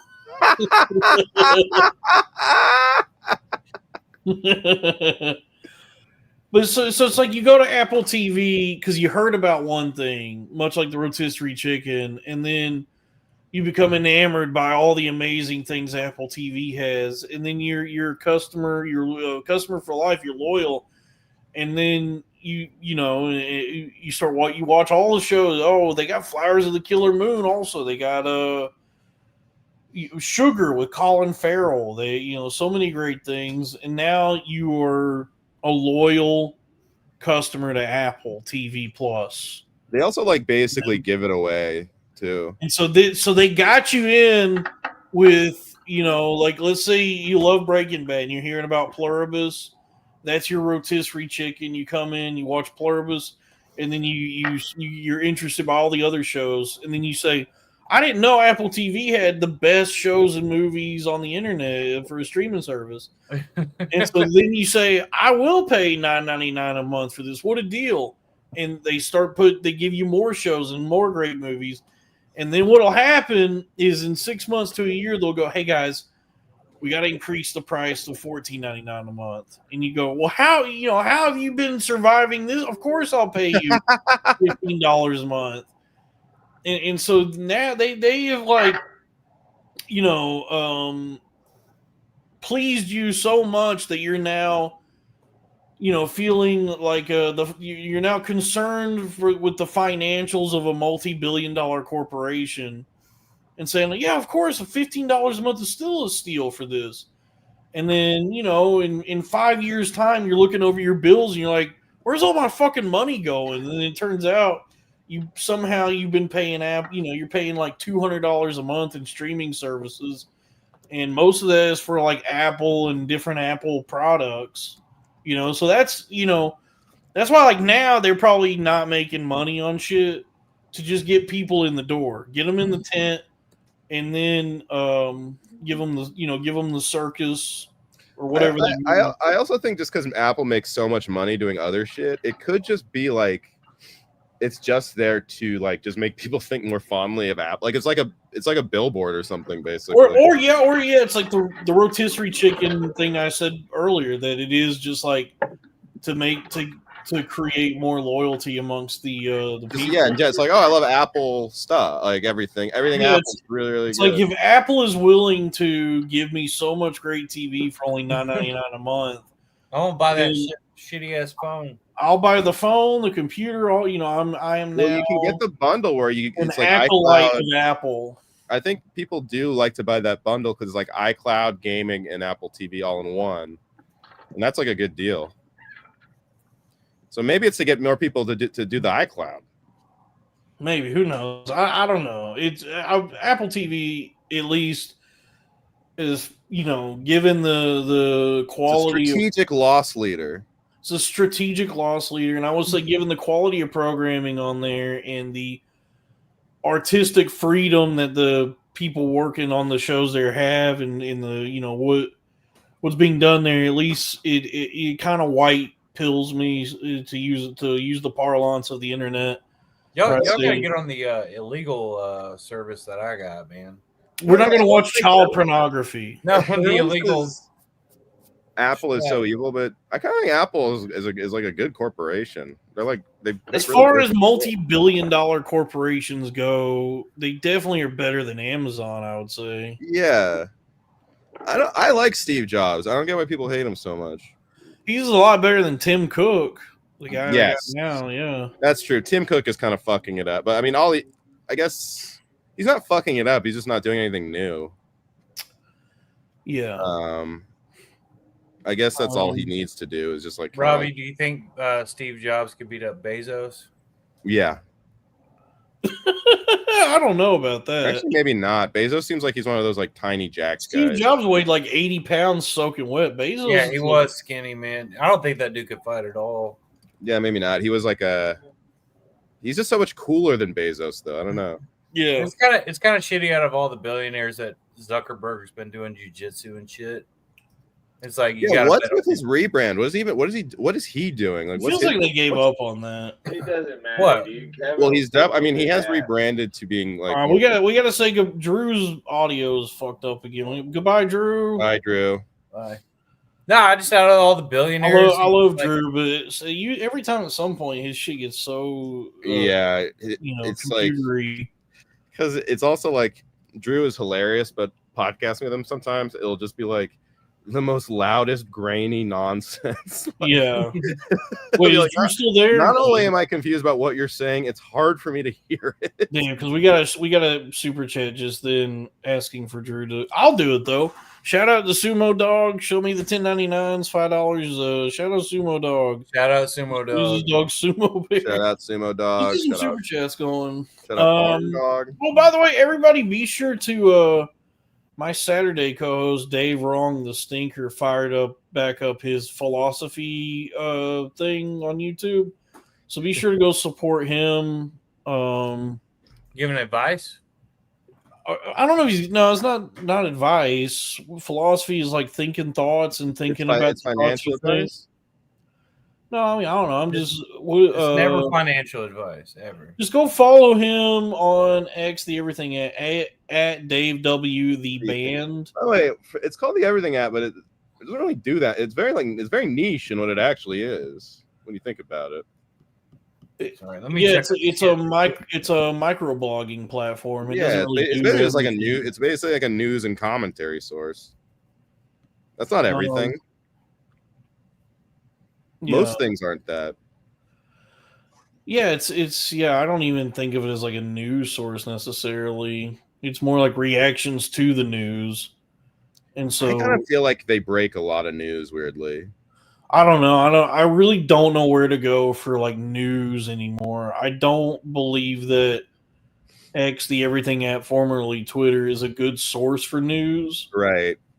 But sometimes I feel like I'm not sure if I'm watching the news on TV or if I'm watching It Welcome to Derry, because either way, there's a scary clown doing some stuff. Amen, brother. I mean, X, the everything app, formerly Twitter, is. I guess it's good to find out about something that's happening, but I would like to find a news source that could provide for me actual journalism for whatever it is. Nice. New York Magazine or the New Yorker is actually pretty good, I think. Yeah, and then like the New York Times is good once you get past the front page. Like once you get past the political biases, the big stories, and the opinions page is complete horseshit. That's opinion, so at least they're telling you, Yeah. That Louis C.K. article was an opinion. That's true. That was an op-ed, which stands for opinion retarded. By the way, that was my favorite Community character, op-ed. Oh, dude, I finished Going Dutch, starring Dennis Leary and Danny Pudi. Abed, going AKA Army Flavored Army. How was that? It's not bad. I can't believe you finished that. Well, because you know what? It has the makings of a good sitcom. It's a first season of a sitcom. Mm-hmm. So it's shaky. They're trying to figure out what the show is. And I gave it a chance. I watched it's 10 episodes. And it's actually like kind of a charming, fun little show. Really? Yeah, I thought, I gave it, I watched it with the understanding or just the openness that it's the first season of a show, right? A sitcom, which, we understand comedy. We know the business. Oh, yeah. But, typically sitcoms need a little room to breathe. And so season one is very rarely good. Yeah, so I'll watch. I was like, because it's like, for whatever you think of Dennis Leary as a stand-up comedian, I've always thought he was a pretty good actor. He's a great actor. He's really fun in this show. The lady who plays his daughter is great. Abed, it's fun to see Abed as like not debilitatingly autistic, but like an actual cool, not autistic guy in the show. I also do just be missing sitcoms. That's another thing. I do be missing sitcoms, and this one's actually the premise. It is Army Flavored Army. It's Dennis Leary.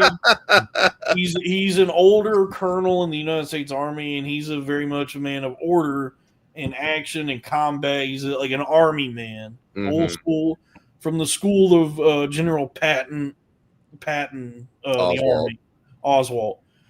And so he gets stationed to command a non-combat base, Stroopsdorf, Netherlands. Is it common to get him mixed up with William Dafoe? No, it's not. I mean, they look kind of similar. They're both Irish, but I've never gotten them confused. I've never seen Dennis Leary and said, "Oh, well, that's my friend Willem Dafoe." Okay, I thought they looked like almost just alike. They both have hard lines in their faces and kind of angular, just different teeth, jaws. Who did I used to always mix up one guy with Dennis Leary.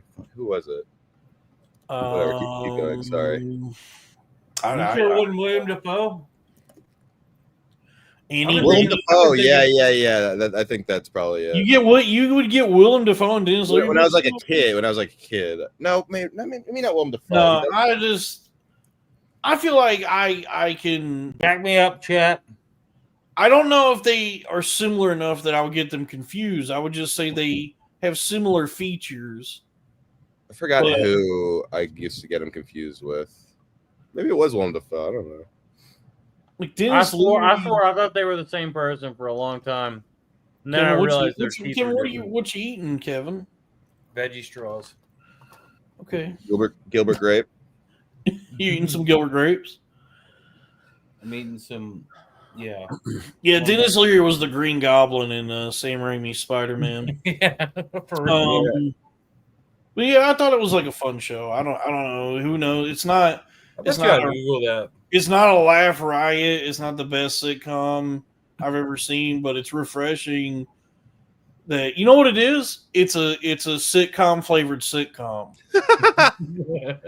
is what I would say, and it's got the fun premise. You know, the juxtaposition of a curmudgeonly old army colonel who's been stationed at a non-combat base where everything is much more relaxed than he would like, and he has to contend with the young people and their open relationships and their laissez-faire, devil-may-care attitudes, and then also the cultural clashes between him and the Netherlands, the Dutch. It's fun, you know.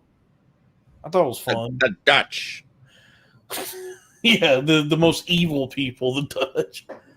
I would say, hey, I would give it a recommend. I recommend. Really? I did not expect that.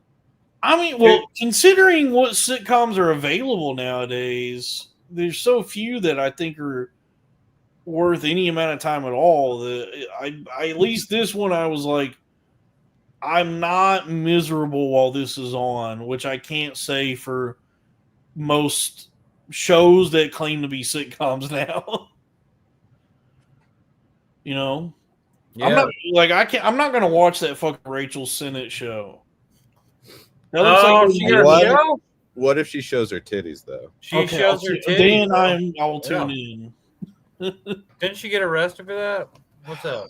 I don't know, dude. I feel like it's not illegal to show your titties. There's nothing wrong with showing your titties. I just feel like it makes I women think there's more, something wrong with fucking Stav. that he broke up with her or that their relationship ended. I mean, Who knows, man? I mean, she seems what made her sleep with Stav? She seems like she's an extremely obnoxious bitch, so he might have just said, like, I ain't putting up with this shit. No, I'm saying that. All right. Yeah, I got you. I don't know. I don't know. Who knows? We can. I don't want to like speculate on the lives of people I don't know. When that happened, when they started dating, it's like she's clearly using him for like comedic. Whatever. Oh, maybe at that time he was more famous than her. I don't know. Yeah, at the time, definitely, yeah. Yeah, I don't know. That all feels like such a lifetime ago. I'd be like, it's because like where the current everything that's happening currently, it's like that all, back then that just feels like a different life, a different time. It was a different time, but you know what I mean? It doesn't even feel real. Like I don't even these moments, whenever they're brought up or I happen to remember them, I'm like, I can't believe there was a time when this is what was happening. Yeah. But that's time, the passage of time and living life and thinking about the past. It's but a memory, it's not real. Or it's as real in as much as that it only exists now as a memory. You know what I mean? No. It only I got you. The past only exists currently as but a memory, and each moment flitters into the past as it happens. I fucking miss the past, man. You miss that which is no longer real, is not real now. Yeah. One must accept the here and now and learn to make peace with that. I'd rather go back to 9/11 than today. I kind of miss 9/11. 9/11 was dope, right? I would rather be in 9/11 than have to go to work. Yeah, for sometimes, yeah, for real. Sometimes it's like, damn, dude, put me in one of them towers. Although, Would you have jumped or would you have burned to death? what a fun thought experiment. I do wonder. I probably would have jumped. So That'd have been a last good memory, like if you never skydived. Yeah, you would at least get to leave this earth going wee right before you hit. You splat. Yep. Your last few seconds are going woo. That would be pretty fun. Yeah, it's really fun up until that last second. Yeah, if they would have just brought out some of those little carnival nets they got, people would have. What? They couldn't get the carnival nets there in time before the towers fell. They could have caught the towers in the nets if they had gotten the nets. The towers didn't fall; they collapsed. That's right, free fall. They what do they say? They like pancaked. Ooh, pancakes are good. You know what? That is one restaurant that has been consistent my entire life. That is tried and true and always the same good as it was when I was a kid. Is Waffle House. Wow, tried and true. The same quality. It's been consistent. It's not a gourmet. It's not the best food, but it's really good. It is, and it's consistent. And I would say it's the same now as it was in 1997. It's just there's no smoking section now. Robbie, do y'all still do that after comedy shows? Go out to like breakfast spots or diners or anything? It depends. Usually people go to bars more so than like a breakfast. Back in LA, people went to diners a lot. Yeah. What time do the bars close in New York though? 4 a.m. God damn.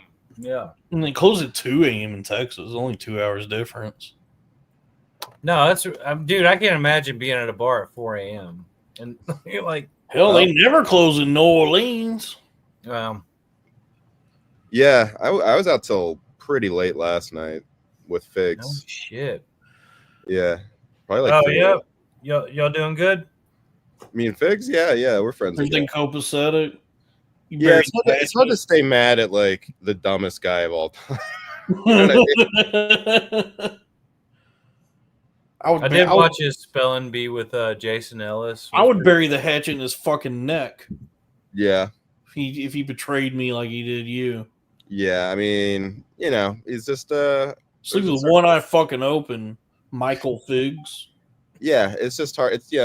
I mean, I feel like holding grudges, there's no use for it, and Yeah. I feel like it would piss me off that he left the show to do exactly nothing, Yeah, a show that's doing like just as good. I think but he's not doing any better. He's not doing it. I mean, he's probably doing a little worse. No, that's what we were. He's talking doing about. good because Vinny from Jersey Shore like takes him on the road. Dude, there's people who are But trying in terms of podcasting, it's like, yeah, we were doing as good. I feel like he thought it was like a fucking. I guess he's getting paid for this one, but I don't know. Young Guns was just so much fun. I don't know. Well, who knows? Like, y'all probably, because like if you were doing your own thing, you have a lot of autonomy where you could experiment with it. If y'all had discovered live streaming and super chats, you'd be making pretty penny. But who knows? Like, I do think that model of like recording shit and uploading it is like so antiquated compared to what is available to all of us now with live streaming. For comedy, it can be good though, just because it's like in-person podcasts. Like, people are just funnier in a room together. I mean, shit, you could do a live stream in person too. I mean, just don't even worry about that right now. But I mean, I just mean having the live element, the chat, and then you could beg for money. but it's I do think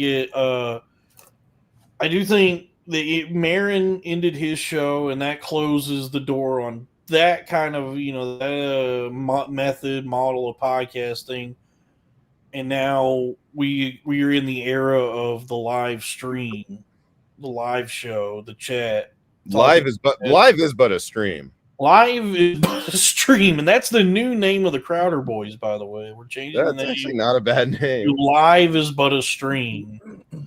I'll be back. I have to poop again. Okay, folks, let's get some super chats going for Robbie's doo-doo. Dude, I got a doo-doo story for you, Kevin. Again?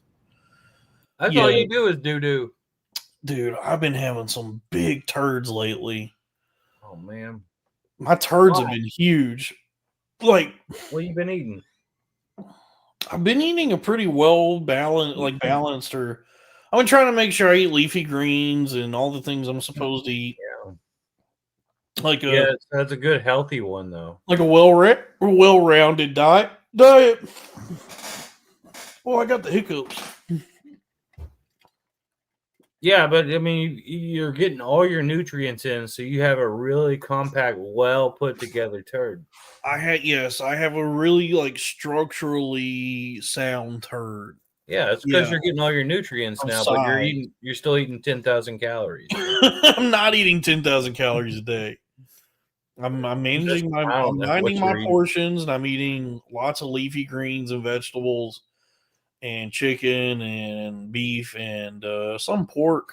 Not that much pork, but honestly, just talking fat guy. You ever think you accidentally get to 10,000? For sure, yeah. Yeah, there's some days where I'm trying to manage it, and then just I feel like I would have to have a buffet, like a bang, like a lunch, dinner, buffet. Like that's a lot. It just sucks how little food you actually should eat in a day. How little an amount, the right portion is for a day's eating, and how easy it is to just go way over that. Because don't they say is typically you want to only eat 2,000 calories a day?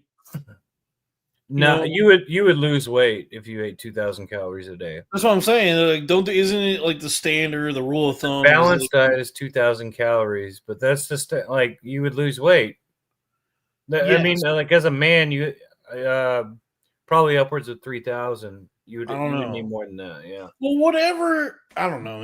I just know what's recommended and what's a reasonable amount of food. And how easy it is to go over that. How you can just, if you're not being meticulous and disciplined about it, the wheels can get out from under you pretty easy on that. So a good rule of thumb is that a piece of pizza is 400 calories.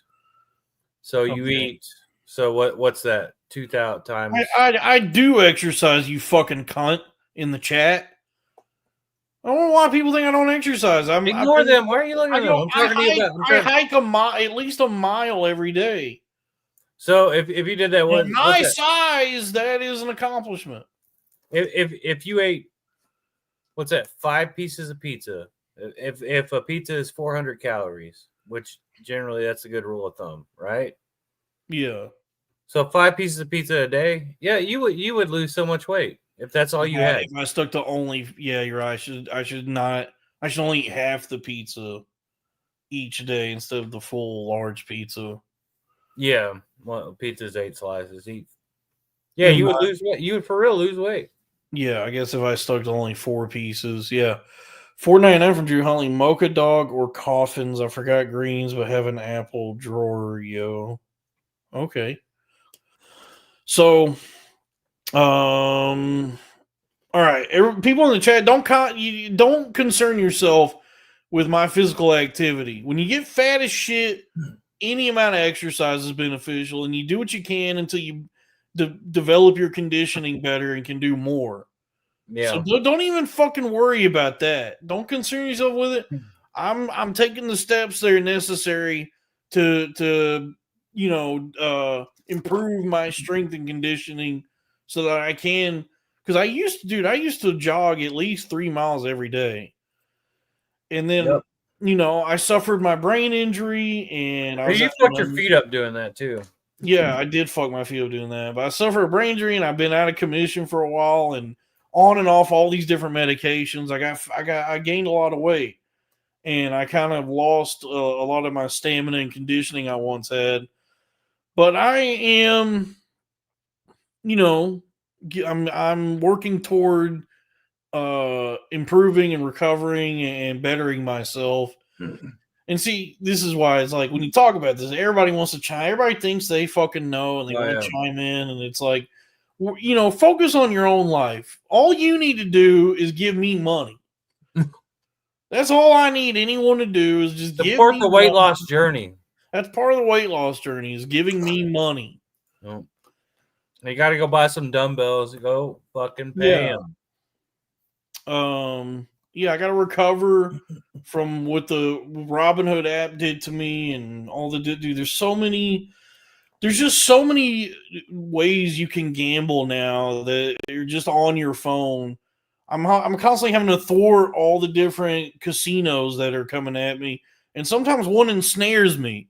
I get ensnared by one of these casinos, and I'm lost in the fugue state of gambling. And then before you know it, I have lost just a disturbing, sickening amount of money that's going to take me years to recover from, And so, but I'm going to fix that. I'm going to fix my health. All you have to do is give me money. And I promise I won't use that money to buy bad junk food or gamble. Crypto's gambling. Crypto's not gambling. It's investing. Okay.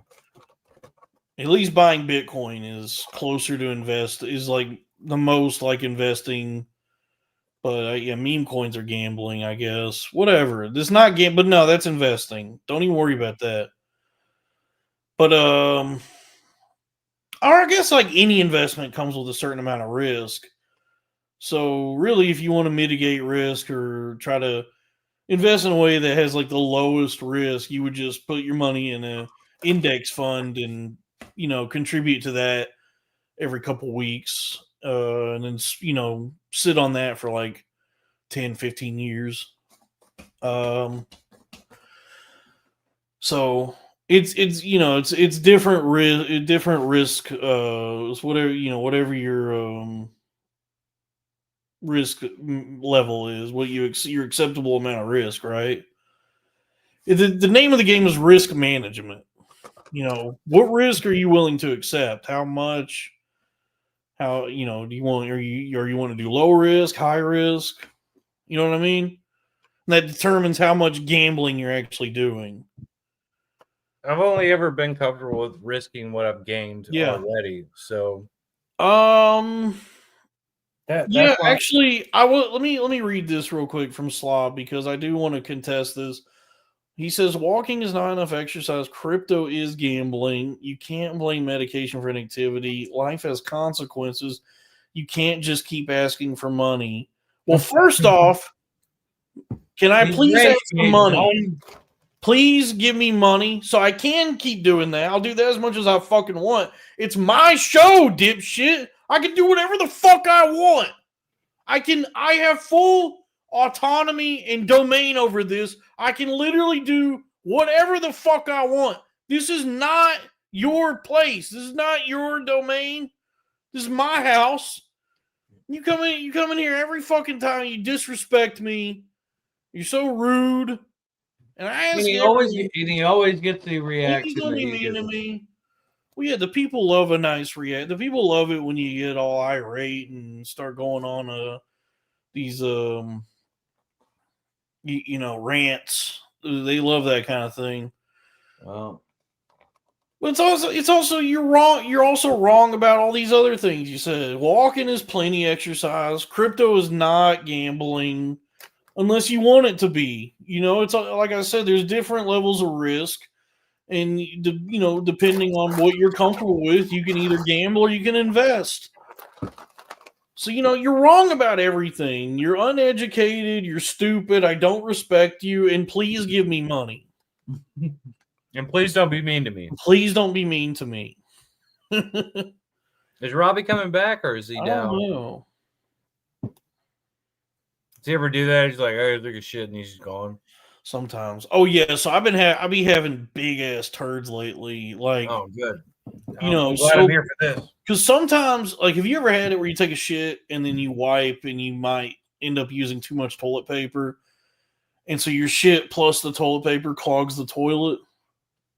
Yeah, I've clogged plenty of toilets, brother. You and I both probably have quite the history of clogging toilets. I've clogged quite a few. You ever clogged one at one of those like real like gusher toilets? You know the Gusher toilets, like the ones that gusher toilets. That's what I call them. The ones that the like the uncloggable toilets. Oh yeah, the like really powerful ones, like the Yeah. industrial, like the ones they got at Walmart. Yeah. Mm-hmm. Yeah. Oh yeah, I've clogged the uncloggable. I'm happy. For sure, dude. I've never met a toilet that could withstand my turds, my colossal turds. So no, like sometimes You just go in there and like, your plumbing's so bad in here. Yeah.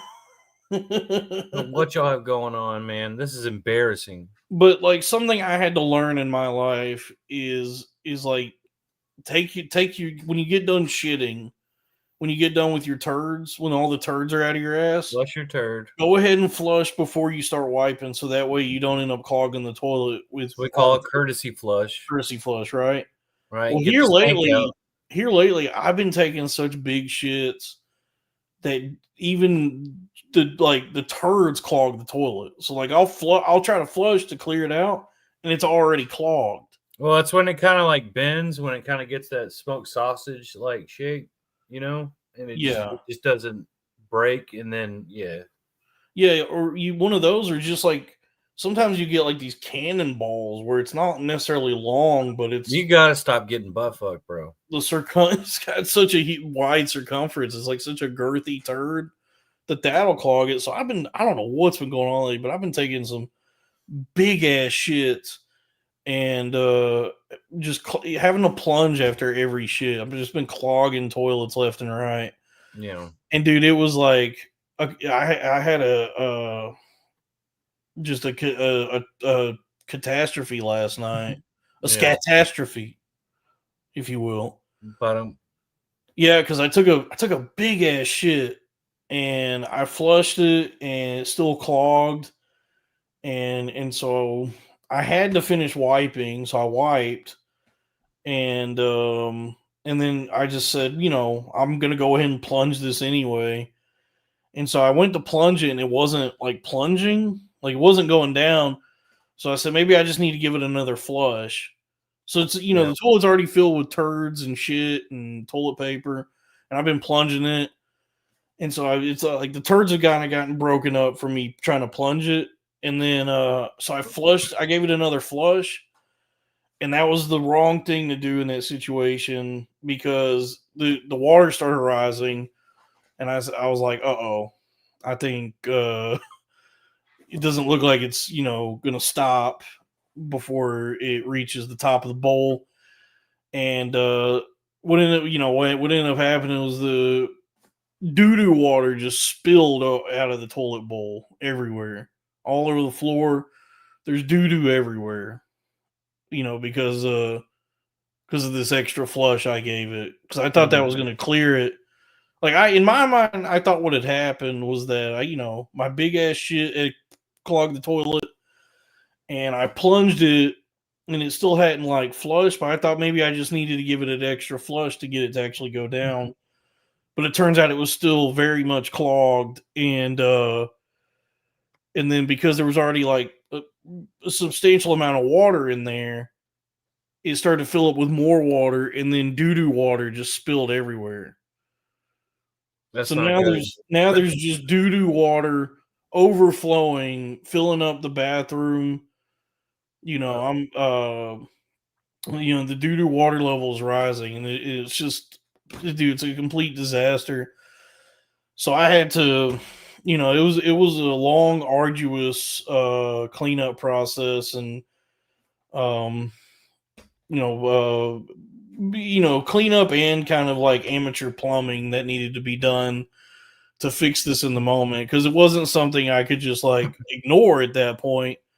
Sometimes you clog a toilet and you can just like let it go for the night and say, I'll get to that later.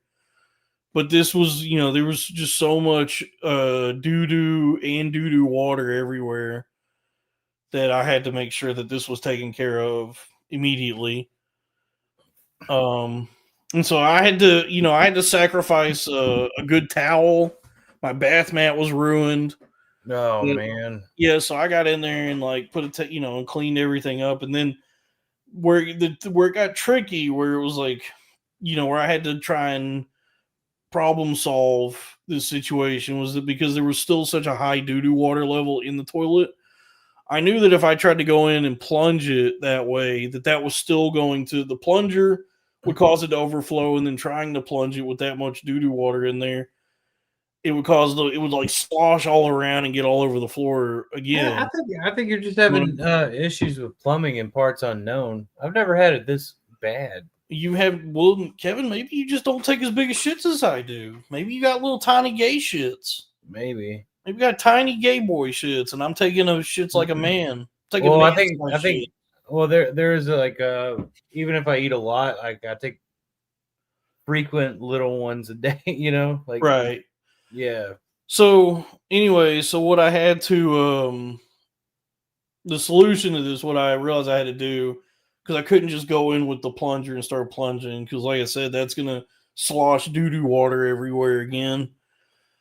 I found I realized I would have to bail out some of the doo-doo water to lower the doo-doo water level enough so I could get the plunger in there and go to work. Mm-hmm. So I grabbed just an old empty plastic tub of Folgers.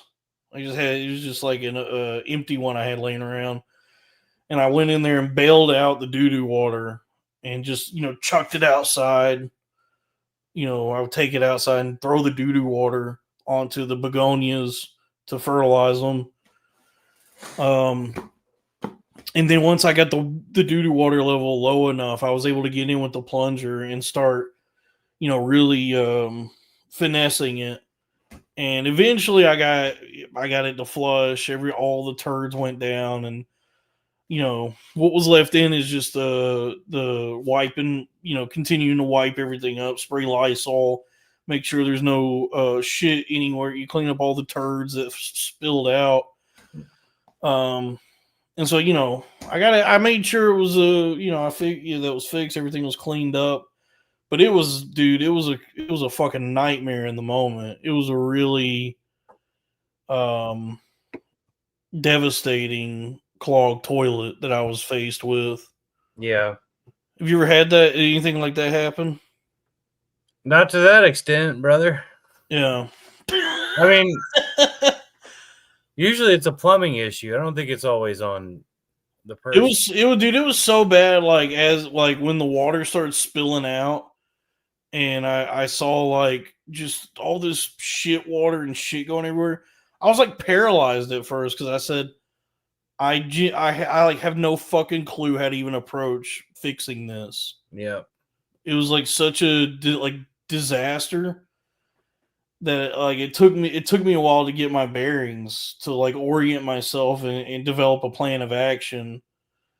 But then, it's kind of like speaks to the indomitable will of the human spirit that I was met with such chaos and devastation, and still was able to, trudge through the doo-doo. I trudged through the doo-doo. That I was still able to get to push forward and get to work, and resolve this Did I get that word right? Nightmare situation that was occurring.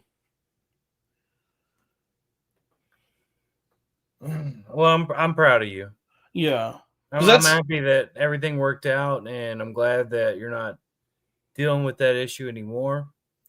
let's do like maybe a cleanse or something. Like clean everything out for a little while.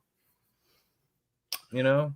Yeah, I guess I need to figure out a way to shrink the size of my turds and maybe soften them a little bit. Do a 3-day fast. Yeah. Those are very good. Let's get some super chats going. Actually, we could probably wrap this up. Yeah, I thought Robbie was coming back. He said he's not coming back, dude. He's the dad that went out for milk. And does he do that? Yeah, sometimes. I'm for sure he was coming back. Dude, you know my granddad did that one time. He went. My Nana was telling me that one time my granddad said that he was going out for milk and just didn't come home for another 2 weeks. Oh, and I was like, did he at least bring back milk? And she was like, no, he didn't even have the milk. He brought it back expired. It was Yeah. warm. He left it in the back of the truck. Yeah, so he was quite the what's the word? Philanderer? Don't ask me, man. You know these words. He was quite the philanderer, quite the coxman, womanizer. He he never met a warm hole he wasn't attracted to. Oh man, it's a real ass dude. I guess he was a fucking piece of shit. Oh, thank you, Insiders. Gifted one cornfed with Dawn for a membership. But yeah, that was just a funny story that because I guess you've heard the stories before where like go out for some smokes and then he just never comes back. Yeah, but no, he was gone for 2 weeks and like came back for for whatever reason. He had either a change, like a crisis of conscience, or he realized like he couldn't make it on his own. Mm-hmm. And so he came back after 2 weeks and still just didn't even get the milk that he said he was going out to get. Piece of shit. Yeah, what a fucking piece of. But anyway, that's what Robbie's doing, because Robbie. I didn't know he did that. I thought he was actually coming back, man. No, but Robbie will be with me this Thursday. Crowder Boys, youtube.com/@thecrowderboys. Thursday, 7 p.m. Eastern. It's going to be me and Robbie, and something will happen. So please tune in live for that and get I hope you enjoy it. I think you'll enjoy the live stream we're doing Thursdays, just like you enjoyed this one, because everything I do is very enjoyable. Mm-hmm. Everything I'm involved with, but I couldn't do it without you, Kevin. I mean, you are integral to this operation. Oh yeah, no. So it is cool. I'm very grateful that, because this was kind of impromptu, spontaneous on our part. I was surprised people showed up. We were texting, and I said, "You want to do a live stream this week?" And you said, "I was really just checking on you, just making sure you were doing all right." I'm doing okay. I just told you I just be having big shits lately. All right. But we were texting, and you said, how's the podcast going? And I said, you want to do a live stream this week? And you said, let's do one tonight. And then I put the thing in YouTube to schedule it 15 minutes later. Folks showed up. Just spontaneous people showed up. We still have 43 live people, audience members tuning in right now. So it's a cool thing we built here at the network, that I could just go live and people tune in. Some super chats come my way. The chat is very active. They're talking and I'm responding and getting angry, or I'm saying thank you. We got a great thing. Big things coming to the network. Right. Oh shit, man. I am going to go through the YouTube channel and tinker with it, because they've been asking me to lower the price on those YouTube memberships, and that is something I need to do. Yeah. What do you charge? I don't even know. I think they're like $3.99 or $2.99 for the cheapest one, but they're supposed to be $1. Yeah, put it at $1. Yeah. Subscribe to Patreon, buy a shirt, buy some stickers. I love you folks, and we're done. I'll see you on Thursday at the Crowder Boys. Me and Robbie, 7 p.m. Eastern. Do I have any music to go out on? Accelerate your life. Call 1-800-USA-NAVY.